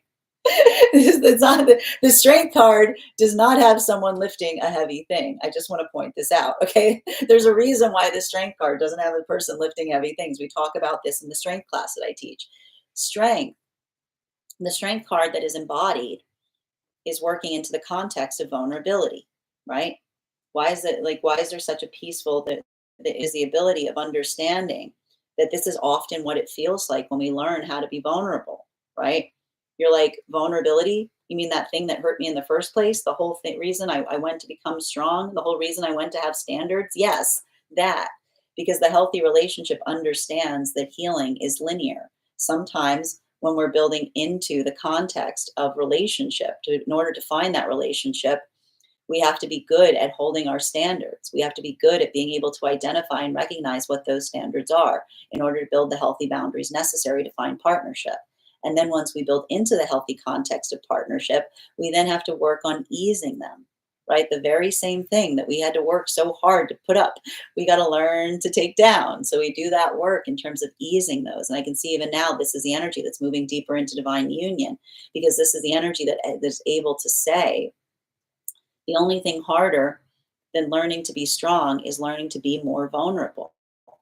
This brings us to a lot of the energy, but this is the energy that is embodying that lesson, right? They're understanding, right? And this is why I keep on hearing, like, this is the energy that expresses their love to counterpart by saying, you are the exception to the rule. What I give you is exceptional. Why? Because we talked a lot about this in the temperance class I just taught. Because when we are exceptional, exception comes from excel. This is important. Exception comes from excel. And why do we excel? Because when another person excels to us, when someone excels in terms of what they bring to us, we become exceptional for them, which is, again, they are allowed access to a level or degree of vulnerability that others do not receive because they have excelled to that point. So we keep on seeing that that's a lot of the energy that's understanding that the vulnerability we give each other is not a weakening. It is a strengthening, because that's the articulation of the high gift of excelling to be able to reach that energetic calibration point. Fourth and fifth cards in our 5-card spread are King of Pentacles in combination with our Four of Wands and its reversal. And this is often what we talk about at the Heart of Love. A lot of people don't, this is why we often say with those we care about, a lot of people don't see the side of me, right? Like a lot of people don't see the side of me. Because this is often like, this is why we, and then this is why. And you have to understand, when we talk about the space of the side of ourselves that we don't show others, welcome to Pluto in retrograde, it's not different, right? It's not different. We're going to talk a lot about this with Cancer energy and the thing we work towards. And I love this about Cancer cycles. You know, Cancer cycles are all about having a healthy ego. The journey of spirituality should not be one that you feel like you get rid of the ego entirely. Cancer teaches us you need that thing. Okay, you need that thing. Like the shell, could you, like, you have to think about the ego like you would a crab. What would happen if a crab was running around without a shell? It's not a safe place to be, right? The ego is supposed to work in a way like the shell of a crab. And what's beautiful about a crab shell is made of the same stuff that's inside the crab. It just becomes harder, right? It hits the oxidation point of the air and it becomes the shell, right? So when we are in a healthy space spiritually, this is the beauty of a healthy journey. The outside pretty much matches the inside. Okay, the outside matches the inside. It's the same. It's the same. The whole thing. The whole thing's pretty much the same, right? And when we build into, and this is why when we do the work of the self, and another person gets to know us, it feels like an energetic celebration, because there's no separation between the ego and the internal world, right? That is the celebration of the ability to build into the context of knowing someone, and someone that's in that space. We have that energetic ego. We go deeper. It's not that they're different, right? It's the same, like that is often when we build into the space of feeling safe with another, because that is the authenticity and the genuineness of the experience of being known, right? When we work in the space, the outside is pretty much the same. The deeper you go, you get more of it, right? It gets more refined, right? It gets more intriguing, but it's very much in the same, it's the same similar vibration. But this is why we have to release the ability of feeling like we need to please others, because what happens when we try to please others? We build a shell outside of ourselves. We build an ego outside of ourselves that's completely different from what's within, right? It's completely different. It's like completely, who is that guy? You know what I mean? Like it's a lot of that. It's a lot of that space that feels like that confusion point. Now, what we keep on seeing that's happening here, this is why I keep on hearing this is allowing for that context for a lot of the relationships right now to be moving towards one another with authenticity, because that is why we see that the ability to heal from the illusion of rejection, right? This is often what allows us to have the context of a healthy connection, understanding that if we're in our authenticity, if we are operating in our majesty, if what we see is intentional, right? And that doesn't mean we're perfect, but if we're doing the work, if we know who we are, we know ourselves, who we wish to be, and we know the work that is ahead of us. And if another person is like, boo, it's like, okay, cool. It's not for you. It's for me. It's not for you. It's for me. Right? It's not for you. It's for me. And that is the celebration, because when we meet someone that sees us in our authenticity, sometimes people go, yuck. And you go, great. You don't try to change yourself for energy that sees you and says, yuck. That's the energy that like all you're going to hear when you're moving towards them is more yuck, right? But when we're building into the space of building into authenticity, and another person delights in that celebration of finding ourselves, it doesn't feel like we're waiting for someone to change. It doesn't feel like we ourselves are waiting to change. It's the ability of feeling the context of being loved for the present self, not in the possibility of what one may become. This is why I keep on seeing that for a lot of the energy doing that work, Deep within divine union, this is why I keep on hearing there's a lot of work that's being done right now as it relates to new dreams, right? Identifying and recognizing what one hopes to change. Because this is a lot of the energy right now, deep within divine union, that understands that the signpost of a healthy manifestation is such that it is the dream that changes as one moves in the direction of it, right? It's the continual unfolding, it's the continual arrival to that point, it's the continual, like, flourishing, if you will, that leads us into deeper and deeper levels of understanding of the self. And so that's why we even identify that for a lot of the energy right now, this is not the fact that their dreams are changing, but effectively it's the space of understanding the dream that continues to evolve, it continues to grow at the same rate as the energy contained within it. Continuing to get clarification between our Ace of Swords, our Knight of Cups in its upright, and our Strength card in its reversal. Can I please have one card to clarify? Clarification coming through right now with our Four of Cups in its reversal. So for a lot of this energy that we're seeing right now in separation, right? I keep on hearing this is a lot of this, like for some of these relationships that are starting to come into formation right now. I told you this is the energy that is feeling like there's some aspect of a manifestation that is already being reached, even as they're building into the context of a new relationship. Because if these are the energies that we're looking for authenticity, the ability to remove an unhealthy thought form of the self is effectively the confidence point that is occurring in some of these relationships, because that ability of being able to identify something that you're carrying within that isn't of you, right? Those conversations, they're already healing each other and they're not even together yet, right? They're helping to dispel the unhealthy illusion that one might have needed to maintain in order to perpetuate or persist in something that didn't feel like it was in alignment to you. And that's why I keep on seeing that that's either something that's happening for energy within partnership or for energy that is healing in separation. Because I just keep on seeing that space of doing so, like I almost hear the energy saying, like, whoever gave you that idea, right? Like whoever said that about you, right? It's almost like it's a lot of that, like, where did you get that? Like, where did you get that? Because it's like I keep on seeing and I keep on hearing the energy that's saying to each other as they're healing, you know, that ability of love is one that's not conditional, which says there's always something that we work on. There's always something that we work to refine. There's always something that we work to perfect, right? But I keep on hearing healthy relationship is one that keeps your head up, right? It's one that builds into the context of feeling like you're excelling towards something. It's not one that makes you feel ashamed for being who you are, or being in the vibration that isn't of you.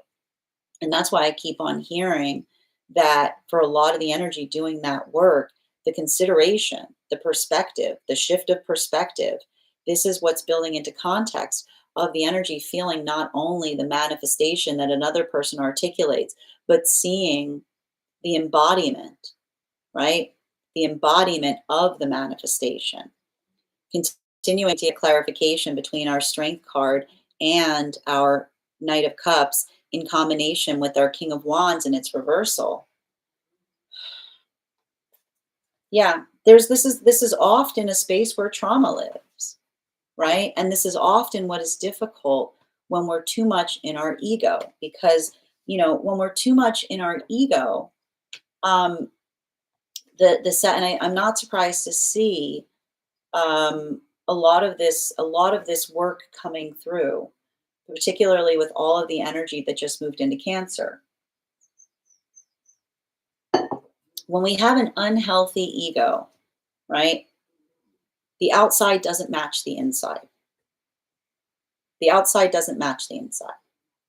And when we often, and this is often why we sometimes have those moments that we feel lost on our journeys, right?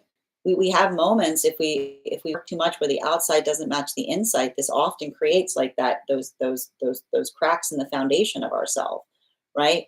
Because it feels more like we're in the performance of like existing instead of being in the very nature of existing.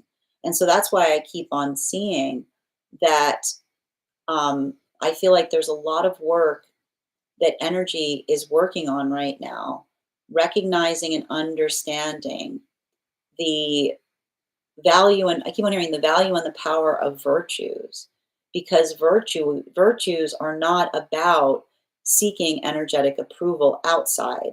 They're seeking energetic approval within, right? And so when we work into the space of virtues, that ability of identifying and recognizing it, it's not that we're ever perfect, but we work in accordance to it. And that's why I keep on seeing that I feel like there's a lot of energy right now that's coming into divine union that is healing, and I keep on seeing they're healing from things that they've been carrying about themselves, that they felt were wrong, that they're learning to feel were never wrong to begin with, right? Like this is often what we see in a healthy healing journey. Sometimes the healing that comes through, especially as we're navigating spaces of trauma, right? It's the moment that we're carrying a lot of a lot of, I keep on hearing, the karmic burden of other people's thoughts, right? Those moments or modalities wherein we feel the weight of what another tried to give to us, right? In the space of responsibility. And I keep on seeing the way that the energy is healing that is by recognizing the power of virtue, which is like the articulation point that asks oneself if the weight that one is carrying has to do with something that one does not feel like one is was in alignment to, or the way another person was trying to make one feel about it. And that's why I keep on hearing that a lot of this energy is building into the context of love, because this is the energy that, and this is why I keep on seeing, this is the energy says, I love you because you don't lean on me. And what do we mean about I love you because you don't lean on me? When we say leaning, we mean leaning in relationality to trying to take work that you don't want to do and putting it on the counterpart, right?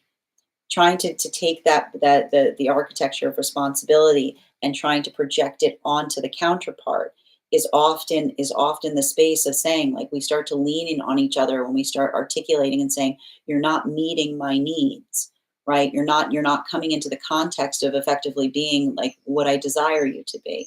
But this is why I keep on seeing that the energy that's learning to become more vulnerable with one another, because that is that space that, again, when we build into the context of trust and the outside matches the inside, right? When we're able to stay consistent in the vibration of who we appear to be versus who we are on the inside, it feels like an energetic celebration and partnership, because it's the relief of feeling the sense of integrity that is the identification point of understanding that working through that, like, I keep on seeing like the reality that they're building together is such that I keep on seeing like they've never had the opportunity of doing so in a way that another person did not. I keep on hearing like these are energies that have like seen some kind of space where another person has like changed on them, right? Like I keep on seeing like this is what's so difficult in some of those relationships, having to work through something in terms of feeling like someone who changes, but not changes in good ways, changes in like it changes in energetically negative ways, or ways that feel like they're not in the space of being able to articulate upon the manifestation. So that's why I keep on seeing that this is difficult, because it's a lot of the energy that's working to forgive themselves for things that I keep on hearing they're forgiving themselves for things that they're starting to recognize were never their responsibility in the first place. Continuing to get clarification between our King of Wands and its reversal and our King of Pentacles. Can I get one card to clarify? Five of Swords in its upright. This is beautiful. And I gotta tell you, I would not be surprised right now if you're going through modalities where you're feeling positive and then you're feeling frustrated. Okay, I'm seeing a lot of this right now. But I need to point, I keep on articulating the important thing as I keep on seeing with frustration I keep on hearing it's not boo, it's do. It's not boo, it's do, is what I keep on hearing. Because, what happens, like, and this was a continuation of effectively what we were talking about that was occurring um, during like as we continue through the Gemini season, which is remembering that change for change's sake is not a manifestation goal, right? I don't like this isn't a manifestation goal. Is what I keep on hearing. A manifestation goal is being able to articulate upon something better, right? It's being able to allow for that context by which we talk towards what it is we're going to do to bring about some kind of change. And that's why I keep on seeing that for a lot of the energy that is deep within divine union, this is why, like, I keep on hearing, like, this is taking um like there's it's like there's no it's like no gripe energy, which is like, and so being able to articulate upon something that you're able to do in a way that allows something to get refined. It's the refining. I keep on hearing this is not energy that is moving away from their manifestation goals. This is the energy that is changing the manifestation goal in relationality to the fact that on a healthy manifestation, the further we move, the more we can see. It opens our eyes to the possibilities. So I keep on seeing that for a lot of the energy right now, like that mutual adjustment, that a mutual like adaptation, that in itself is what's happening with the manifestation goals. So I would not be surprised if there's energy that is talking about plans, working in the context of such. And there's a lot of this. It's giving me a lot of adaptability, but also from a place of being energetically pragmatic, right? The ability to navigate things as one can. Continuing to get clarification between our King of Pentacles in combination with our Four of Wands in its reversal. There's that Five of Pentacles in its. I love to see a Five of Pentacles in its reversal. Um, this is intense. Um, I feel like there's something that's happening right now. Healing from something that did not feel energetically virtuous. And why would something effectively not feel virtuous? Because relationships that allow for the context of us to embody um, what it is that is important to us. This is why the virtuous relationship is one that feels energetically transformative, right? Because it helps us see ourselves more clearly, right? It is the identification point of recognizing what that path work looks like. But for a lot of the energy doing this work right now, I keep on hearing like removing oneself from things that feel that they weren't healthy to the self, right? Like it's a lot of conversation about working in the context of, like, I keep on hearing, like, easing away from negative self-talk, even easing away from some kind of energy that doesn't feel supportive to the self. Because um like, and I almost see some of the energy coming into relationships, right? Like making statements about themselves that feel like they're casting themselves in a negative light. And this is why often when we start to find those restorative healing relationships, you know, I almost see the energy saying, when did you start talking to yourself like that? Right? Like, it's the energy that almost starts saying, when did you start talking to yourself like that? Because it's almost like the space of someone saying, how long have you been carrying that? Because and this is what we see with healthy relationships, that ability of moving away from being, like, I keep on seeing, like, holding the self as preciously as you can. Like, I almost see this energy that's exploring the starting point of that, because this is the energy that understands that. And I keep on seeing some relationships, in order to, like, in order to maintain them, they require us to contort our own perception of ourselves in order to remain within them, right? And that's why I keep on seeing that for a lot of the energy right now, either energy that's coming into union or energy that's in separation, healing, right? Like healing from a lot of that unhealthy stuff is almost like having to look at this self and say, if I know it's not true, why do I keep saying it? Right? It's like it's working through the removal of something that feels like it's not in service to the higher self. But I keep on saying that that work, it's not easy, right? There's like it's working into the context of clarity, but it's like it's on. I keep on hearing it's ongoing, and I keep on hearing like that is the energy that is um, like understanding that a lot of that work it's like I want to it has a lot to do with Chiron too, because like I keep on saying some of that it sometimes we can never move fully away from it, but we can catch ourselves doing it is what I keep on hearing. Sometimes it's so embedded that we can never move away from it entirely, but we can catch ourselves doing it. So I almost feel like the energy is starting to try to say, hey, stop saying like stop saying that. I'm not gonna let I don't want to hear like I almost hear the energy that's building care, like building enough care for one another that when they start speaking about themselves in a safe self-defeating way, the energy is saying, not in this house, like not in this house. Continuing to get clarification between our Four of Cups in its reversal and our Sun card in its reversal. There's that Nine of Swords in its upright.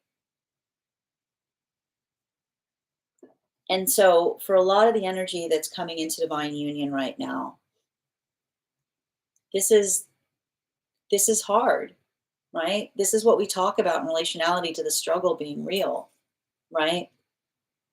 Because in order to move towards what is better, we have to let go of how we survived worse. I'm going to say that again. In order to move towards what is better, we often have to let go of what we needed to learn to survive worse.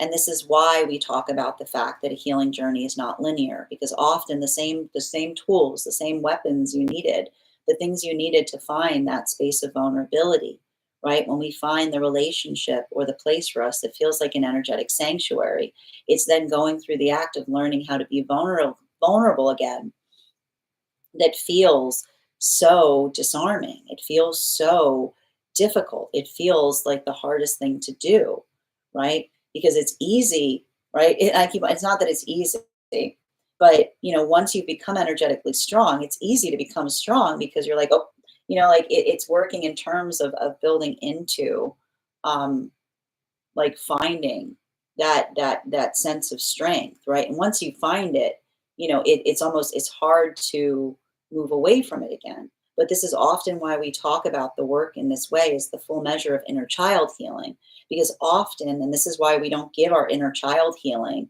to everybody.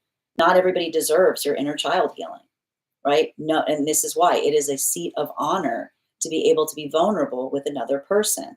Because often we see the fact that there are those that articulate upon a manifestation, but they're not virtuous with their articulation of a manifestation goal, right? So a healthy, virtuous manifestation is one that is articulated with clarity to those around. It is a manifestation goal that is mutually shared. And so that's why we see that a lot of this energy that's coming into those new relationships, they're almost apologizing to each other as they proceed forward towards one another, because it is the energy that says, I've been burned before. And how has the energy been burned before? They've been burned in situations where someone was not virtuous, was not carrying a manifestation virtuously, which is either the space of stating that one desires a manifestation but not embodying what it takes to reach it. Sometimes, and that is the problem with that, sometimes people can't help being like that, right? If we don't have enough wisdom, it's easy to say that we want a manifestation, but we don't recognize that we're not moving in accordance to it, right? Or sometimes there's energy that's intentional, which is just, well, like living in a place of the space where the ego does not match the inner self.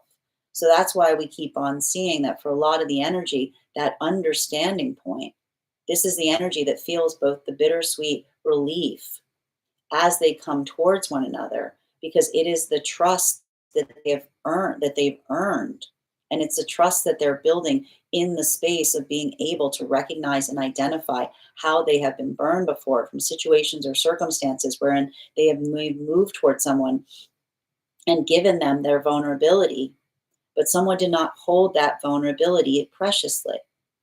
Continuing to get clarification between our Sun card in its reversal in combination with our Five of Swords in its reversal, we've got here our Six of Wands in its upright. So for a lot of the energy that we're seeing right now with the Six of Wands in its upright, I'm just identifying that a lot of that work that we see that is occurring right now, I keep on seeing there's a lot of this work I'm seeing right now, which feels like, I feel like there's almost like an energy of celebration um, for energy coming into divine union. Because I keep on hearing it's an honor to carry. And I need to point this out. This is the beauty that we see. This is why often those who are in healthy relationships are able to reach a deeper level of vulnerability. Because again, at first, like we often hold standards. Like here's the irony of holding standards. We hold standards we wish we didn't have to hold. We hold standards we wish we didn't have to hold them. The reason we hold standards is because it's the recognition that not everybody honors our standards, right? So it is often the standards that we hold that become our boundaries, because when someone doesn't honor our standards become boundaries. But this is why we build into deeper vulnerability in relationship, because when we build into a relationship where not only do we know another person holds our standards, but they hold our standards like non-conditionally, right? They recognize and identify and they hold those standards for us. We effectively see that energetic strength that allows us to begin that deeper work of inner child healing. And what is the inner child healing? It's often healing from spaces of others that did not hold our standards appropriately. I know. It's a little, I mean, it's ironic, but it's ironic because it's true. I mean, well, these are Saturnine lessons we're working through right now. Saturn just shifted into Aries, right? Like the energy that holds the standards for us helps us heal from the relationships and situations where another person did not hold our standards. I know it's a shame that those who hold our standards have to deal with the mess, but this is the way it goes. Like this is the way it goes. But even here, we see that that is the beauty of that, because this is a lot of that energy that says, I will protect you, right? They come to know each other deeper and they say to one another, I'm sorry you ever had to go through that. But they're also saying that to themselves as well. Continuing to get clarification between our Five of Wands in its reversal in combination with our Five of Pentacles in its reversal. I love these double fives, man. Queen of Wands in its reversal. Everything we're seeing right now with the Queen of Wands in its reversal, I just keep on identifying as, and this is why I keep on seeing that this work right now feels, and we've got both, I need to point this out, we've got the Queen of Wands in its reversal with the King of Wands in its reversal. So we've got a lot of counterpart energy on the table right now. So this is a lot of that deepening conversation point in relationality to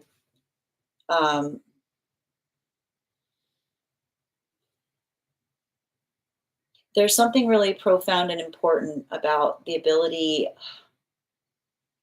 to be energetically seen with clarity is what I keep on seeing.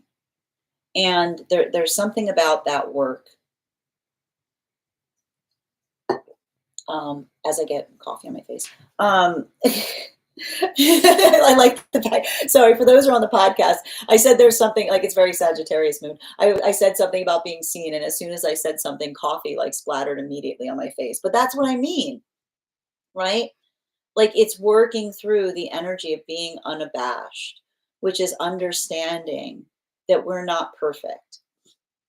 And here's the thing, when we're working towards perfection, this is often why we reach points of collapse, right? Working towards perfection often reaches point of collapse because it's an impossibility, right? It's very convenient to articulate to another person that they're not being perfect because there's no way to be perfect. It's an impossibility. Nothing is perfect, right? Something is perfected in the ability to move towards perfection, right? And so I feel like, one of the things that I think is really beautiful that's happening here, um, especially for energy deep within divine union, is the ability to expand upon the manifestation because they understand that the healthy manifestation is not about perfection, it's about transformation. And so if we're in the space of we're energetically transforming, right? We're constantly in that. We talked a lot about this in this week's class on the temperance card, right? We talked a lot about transfiguration. We talked about the ability of understanding that the journey of the self is one that we're always arriving to it, right? We're always welcoming that change. And often in that space of understanding that we've grown, right? Like again, what do we navigate as we're going through stages of growth? We identify working through discomfort. But when we're working through discomfort in a way that feels like it's energetically productive, it feels expansive.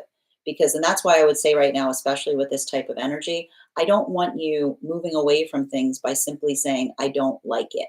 Okay. Like, I really want you to be conscientious and remember that I don't like it is not a manifestation goal, right? When we say I don't like it, and this is often why the universe gets confused, right? Like we'll often be like, I don't like it, and we move in the direction of something, right? Like we have these moments where we're like, I don't like it, and all you do is keep walking up to it. The universe is like, really? Like, really? Like, because every indication, like you're saying, I don't like it. Like I'm going to go over there and tell them how much I don't like it. It's like every indication is giving the space that you don't like not liking things, right? Like it's a lot of that type of energy is what we see.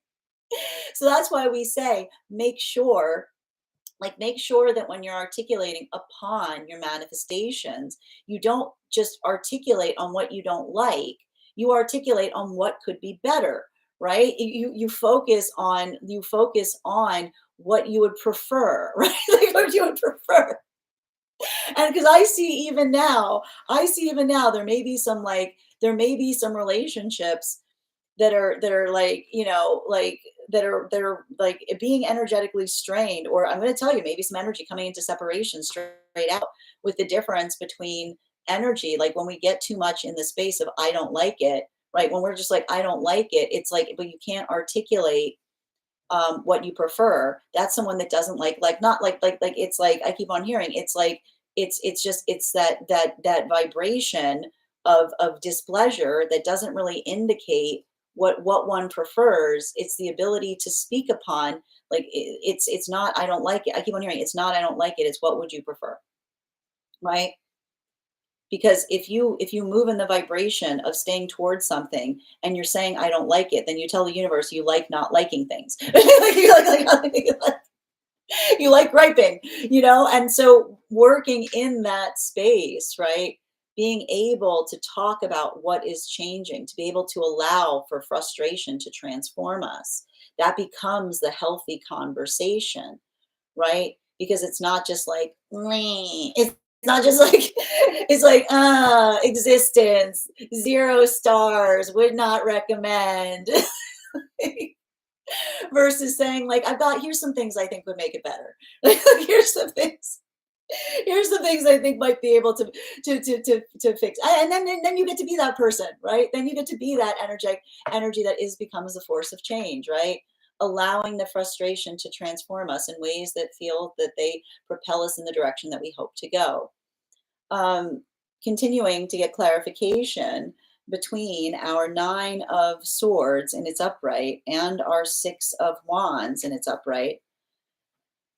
And that's what I mean. Like this is all that Gemini energy right here. There you go. King of Cups in its reversal, right? And we talk a lot about this. And I need to point out, this is what I mean. You probably heard me say this. that the readings that we do here are either based on relationships outside the self or within the self, right? And here's why, because you could be having these conversations outside the self, but we also do it within. Because what's the ego's job? The ego's job is the defense mechanism. All the ego says is, I don't like this. Ego's whole energetic signature is boo, right? Because it's the energy that says, I would prefer not, right? It's like the egoic self is like, "Argh," right? Because it's the defense mechanism. And the higher self is always like the ability of saying, like, we can work on this. So that ability, right? Like working into the context of being able to recognize that this is where we find ourselves, right? Like that's the thing. We find ourselves between those two modalities. And the personage of the self is not embodied in terms of being like full tilt into one or full tilt into the other. Because if you're too much in the ego, right, then you're not making any sense, because you're just letting the defense mechanism like just run full tilt, and you're doing everything that just serves the needs of the self, right? The protective space that isn't healthy. The higher self wants you to excel, but if you overstretch for that, you start working on perfection, you're going to collapse. You find that space that exists within both. And that's who we become. So I keep on seeing that for a lot of the energy, being able to do that, I keep on seeing the ability to articulate, the ability to define, the ability to effectively discover.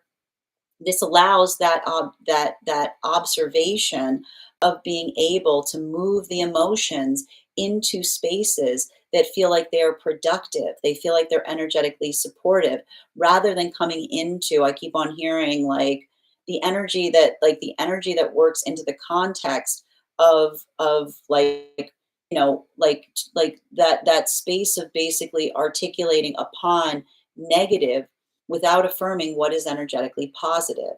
Continuing to get clarification between our Five of Wands in its upright in combination with our Queen of Wands in its reversal. We have here our Page of Cups in its upright. And this is why I keep on seeing that for a lot of the energy doing this work, this is why I saw that this Sagittarius full moon can be very empowering. But I also described, remember I said, it might be different depending on how much one rests within oneself, because the thing with the Sagittarian lessons is often coming into that space of feeling the tenor of the self, that one embraces the fullness of oneself, right? So when we're in that space and we embrace the fullness of ourselves, how do we often articulate the fact that we've embraced the fullness of ourselves, right? We become the energy that would have protected the younger, right? We move in accordance to it. We stretch our arms out, as it were. And it's in that stretching that we become the energetic force of protectiveness, right? And so I keep on seeing that there's a lot of that inner child healing that's happening right now. I'm not surprised to see it with Jupiter and Mercury moving into Cancer, right? Because that is the energy that says, what's the point of becoming strong if you can't protect things? What's all this strength for? Like, what's all this strength for if you can't protect the things that are most valuable, right? So I keep on seeing that there's a lot of that energy that we may be feeling right now that talks about what? Jupiter and Mercury in Cancer, protecting dreams, protecting the things that energetically matter. And this is having a big impact right now in terms of the relationships, because we see even now that for a lot of the energy right now that is coming into partnership, this is the energy that potentially has been, this is why, like, I need to point this out. This is energy that has been somewhat restrained to each other for good reason.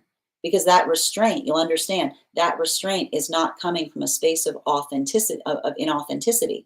This is the energy that has been restraining themselves to a certain extent, because they're building into the space of trust in learning what that trust feels like. And I keep on seeing that the gifts that they're giving one another in partnership right now, as they move closer into partnership, is clarity, is helping to heal. I keep on hearing helping to heal something that was confusing, something that did not make sense. Because we talk a lot about the fact that often trauma spaces don't make sense, right? That's how the trauma is formed.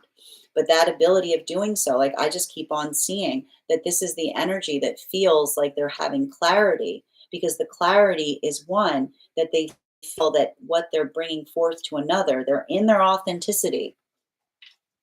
They like what they see. They don't think they're energetically perfect, and neither does another person. But that's what's beautiful, because I can hear the energy saying to each other, our job is not to be perfect. Our job is to understand and recognize what we're working on. We are works in progress. And I keep on seeing that this is the energy that says that even there, they're giving each other healthy notes, critique, not criticism. This is something you can do better, not you're the worst. While for masculine and feminine coming into divine union, this is the energy that is working on the paradox of relationship, which says the thing that one had to learn to become strong within, right? What's the point of becoming strong? You become strong to find the relationship that allows you to become vulnerable again, right? You work to become strong so that way you find the energetic relationship that allows you to move back into your inner child healing. And what's beautiful is when we're doing that work on ourselves at all times, it brings out more of ourselves, right? It doesn't feel like the person that we find when we start doing the inner child healing is someone that's unrecognizable. But often when we created too much of an ego that serves those outside the self, and we start doing the inner child healing, we have the partner that looks at us and goes, who the heck is this person? I've never seen this person before. So this is why we see that work that we do, the more we're able to do it in separation, allows for a deeper ability to do it in union, because we don't shock our partner with what's within us, because the outside matches the inside, right? So this is why it's so important that we work towards having the healthy ego. And I keep on saying that this is a lot of the energy that's doing that work right now, and it's bringing out the inner child. Well, for masculine and feminine energy that is deep within divine union, this is a lot of those adjustments. These are a lot of those changes that we recognize are occurring right now for a lot of the energy right now deep within divine union, because the healthy manifestation isn't for reaching for things. Healthy manifestation isn't gimme, it's help me see, right? It's the ability to move towards possibilities and find new possibilities. So I keep on seeing that there's a lot of this energy that is identifying a manifestation goal that's reached, not because they've arrived at the manifestation itself, but because there are new dreams on the wake of the dream that moved them in that direction in the first place. Final card for today's spread. Eight of Wands in its reversal. So what we're effectively identifying that's occurring right now for a lot of the energy, I like this too, because the thing with the Eight of Wands that we find is so important has to do with, I keep on seeing, uh, like, and I'm not surprised to see this coming up right now a lot with Gemini, which is working through um, distorted energy. And what is distorted energy? It's taking something and doing it in a way like that you don't understand the energetic nature of something, right? It's like it's that moment or those experiences that sometimes can like frustrate us, or sometimes can just like create that sense of I keep on seeing like like and I want to just and I need to point this out because this is important too.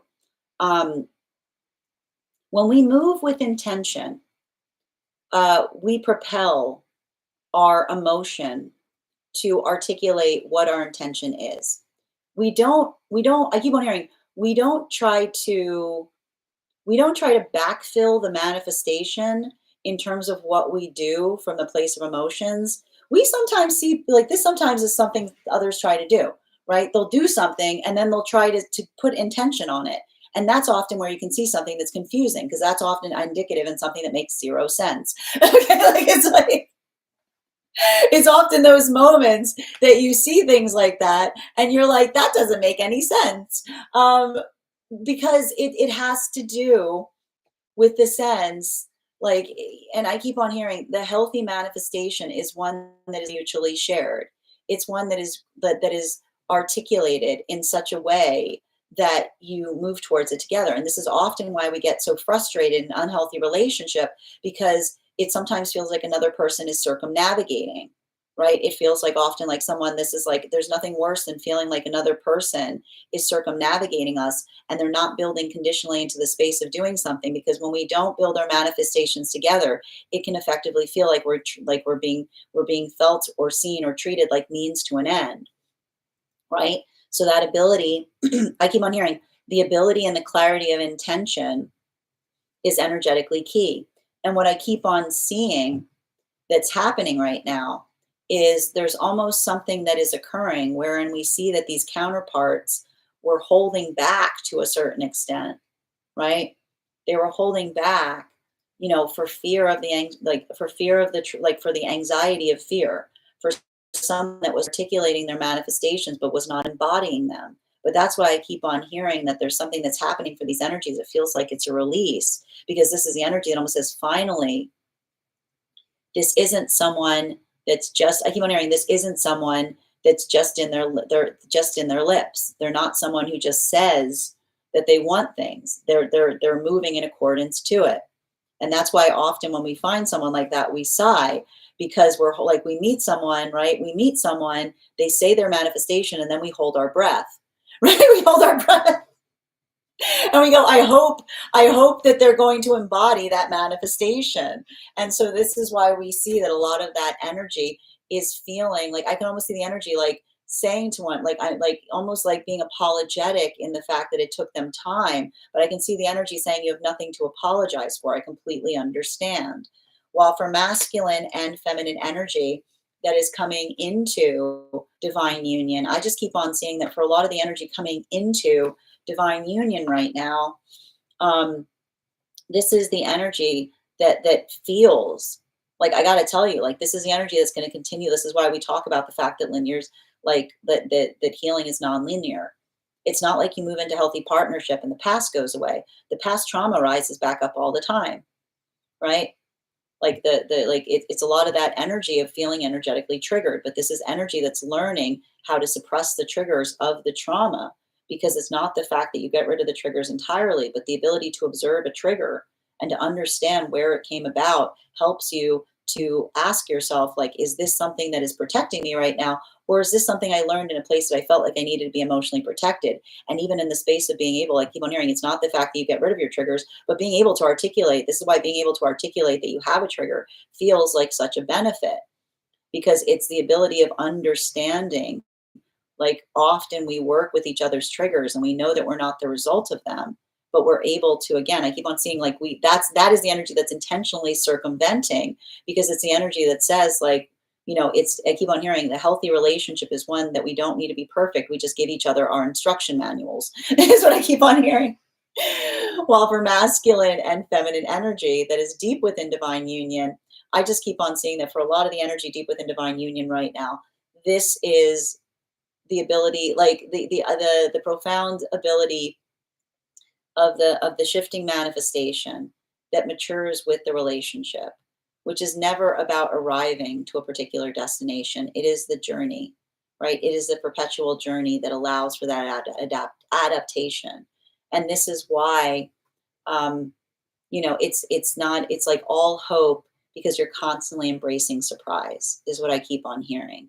It's all of that joy, because it's the energy that doesn't look towards, it's like not moving in towards in relationality to particular destinations, but it is, I keep on hearing, the simple joy of traveling together that becomes its own harmony point.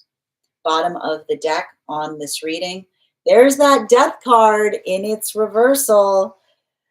I mean, here's the thing. The reason I'm not surprised to see the death card popping up right now, because in the reversal, because Aries, like, Saturn has transited into Aries, and the thing with Saturn transiting into Aries, I think I've discussed this. Aries come here to heal their relationship to Saturn. This is why Aries are always so clock obsessed. And what is often the like and often I like to the way I like to perceive like the journey between Aries and Saturn is Aries always sees Saturn approaching.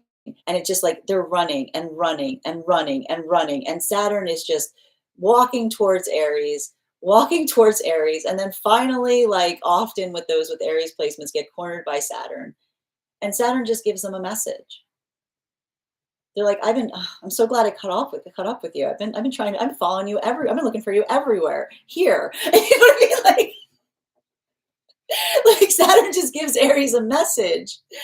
And then Aries goes, what was I, it's like Aries is like, oh, you know, which is like, again, it's like enjoy, like, it's working into the context of understanding that, like change is something that we work towards the space of understanding that time is precious, right?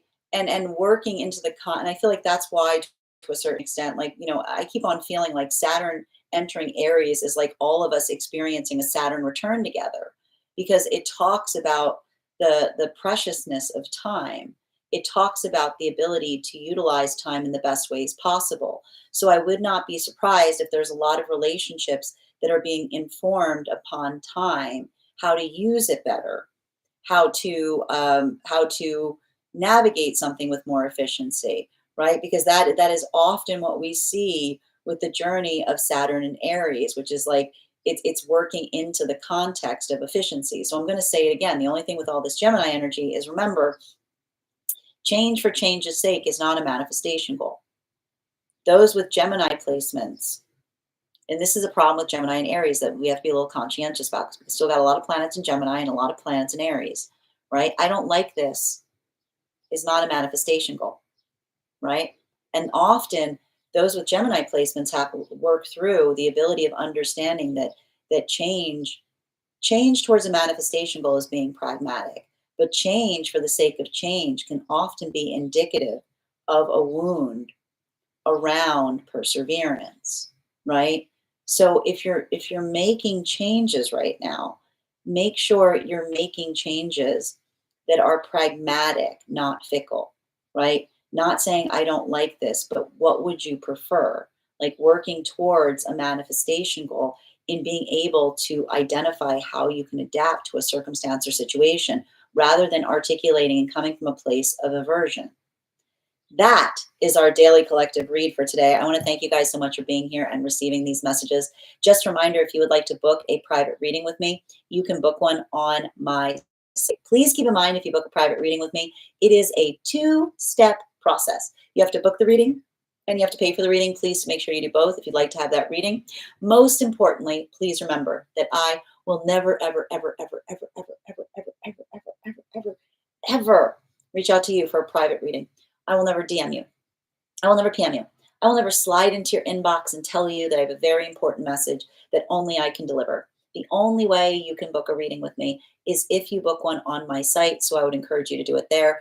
A couple of updates before we move into personal readings today. I want to thank everyone who attended our recent class on the temperance card that we had just 2 days ago. If you missed the class live and you are a paid subscriber, it is now available to you on our Substack.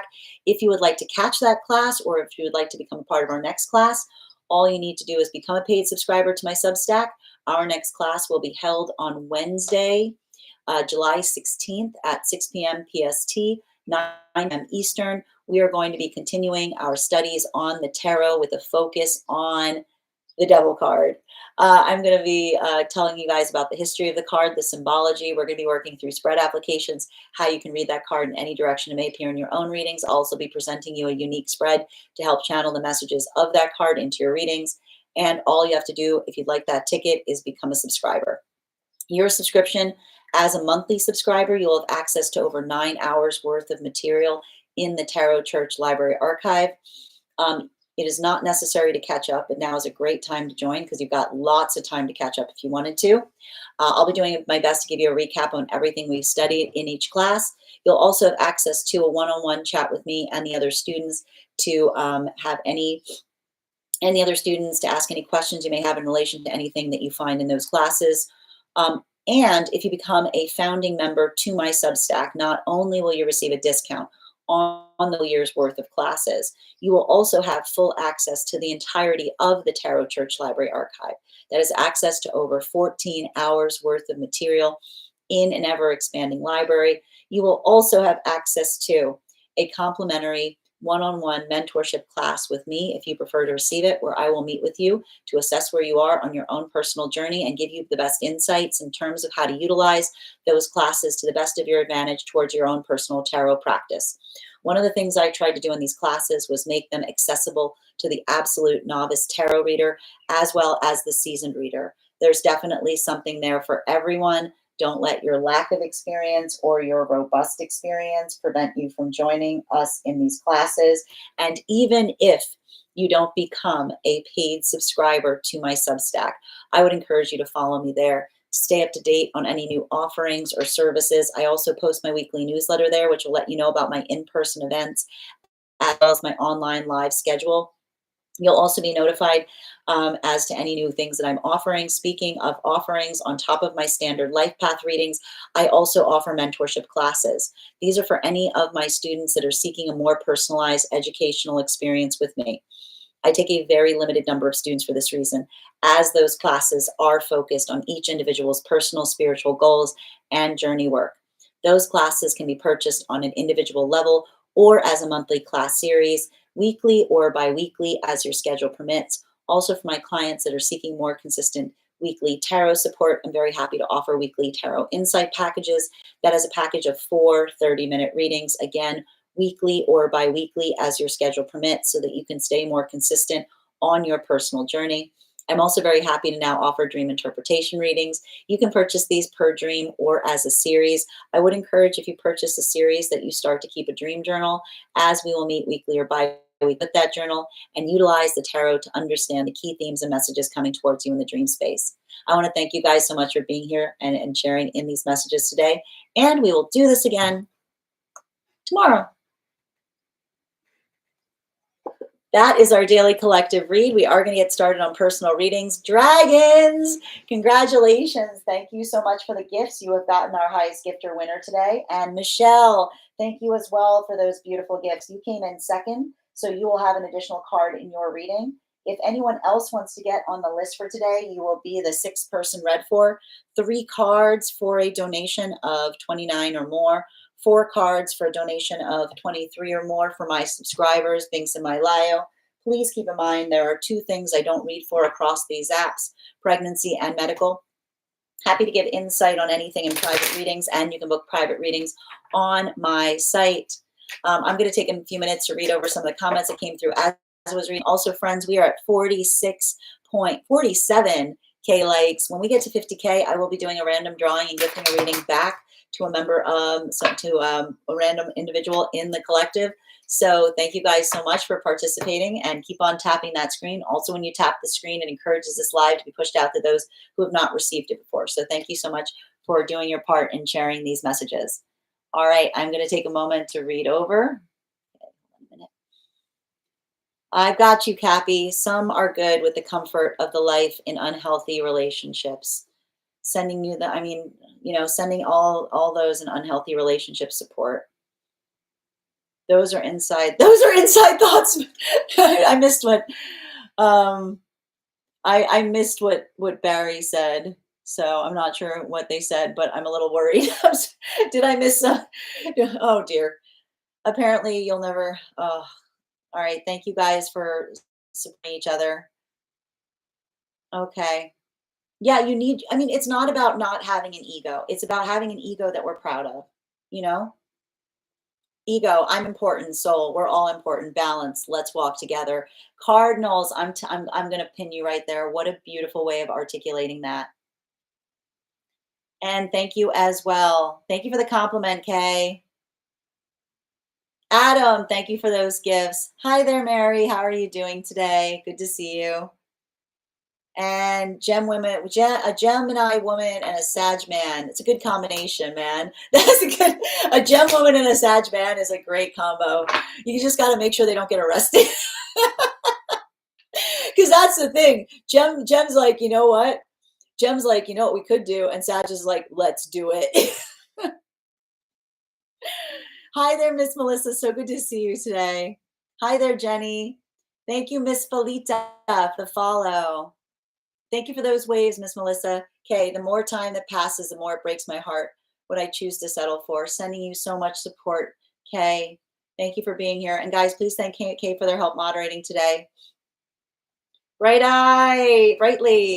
The roller coaster of emotions is crazy. I was feeling myself, then kind of raging. That's the only thing we have to be conscientious about now, right now, Brightly. We got a Sag full moon with a lot of energy in Gemini, and there's still a lot of energy in Aries. So make sure that you're intentional as it relates to communicating through frustration right now. Melissa, how long it has taken me to stop it. Sending you support, Miss Melissa. I'm in the process of learning to forgive myself. Continue to hold on to that manifestation, Kay. Sending you so much support on that journey. That might be the longest part, always. Hi there, Michael. How are you doing today? It scares me how convinced I was that it was the best thing ever when it was far from it. Sending so much support, Kay. I'm telling myself I'm smarter now and I won't repeat the same. No mistakes, all lessons, Kay. No mistakes, all lessons. No pressure to reply. I appreciate you being here. Thank you guys for supporting each other. Oh, I do my best, Kay. Miss Melissa, thank you. I'm not here always, but I always come back for my check-in. I'm glad to hear that, Miss Melissa. Always a pleasure to see you here. You're so welcome. Copy, can you put, I'm not sure. Okay. And thank you, Illuminance, for those heart me's. And my sweet lemons, thank you for becoming a subscriber, dear. Hi there, Jimmy. Today is a good day to be great. Always is. Thank you, Jimmy, for being here and receiving these messages. Yeah, I wasn't sure either what they were asking for. Thank you as well, Miss Melissa. All right. And thank you, Little Hawk. Cardinals, who here resonates with this related to your relationship with your parents? Sending you so much support on that journey, Cardinals. Thank you as well, Little Hawk. Me within my own self. I know, I love that dragon head. That was pretty cool. Thank you guys for supporting each other. And Ella, thank you so much. Dang, Saturn, I know. Saturn's like, why do you keep running away? I have an Aries stellium, Sun and Saturn, and can confirm I'm always running from it. Yep. I'm so scared of my Saturn return, but I know that's literally it's gonna be like. That's how it is though. Like that's the way it is with Aries, which is like, oh, you know, like it's like exactly. I've been trying to contact you about your car warranty. Exactly. Saturn was trying to serve those papers. Exactly, PC. Saturn will just be like, hey man, I came to give you this letter. Chill, man. It is. It's like chill man vibes.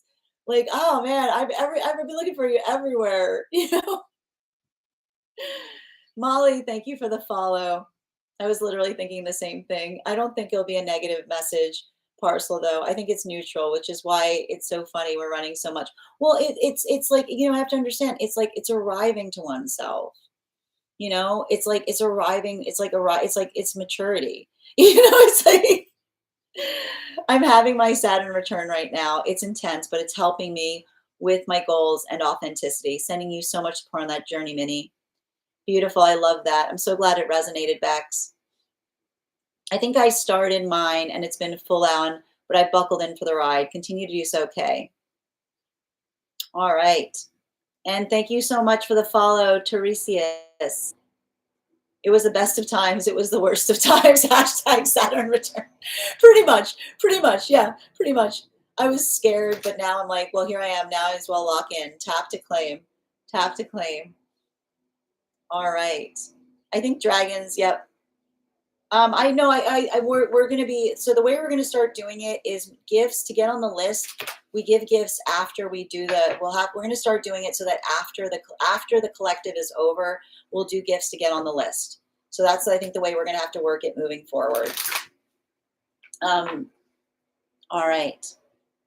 Me too. Yep. You're spot on about the goals and authenticity as well.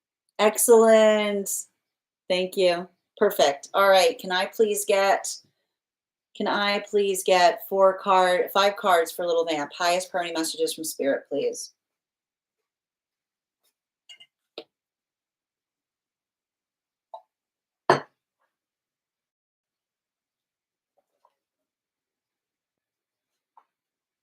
Oh no.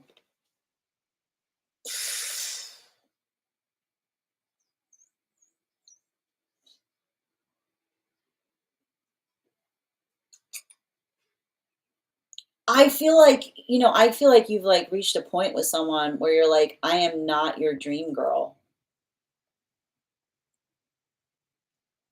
you know? Like this feels like some kind of Delulu energy, you know? Like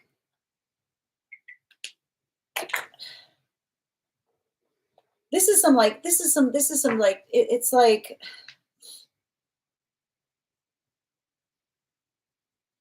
it really does.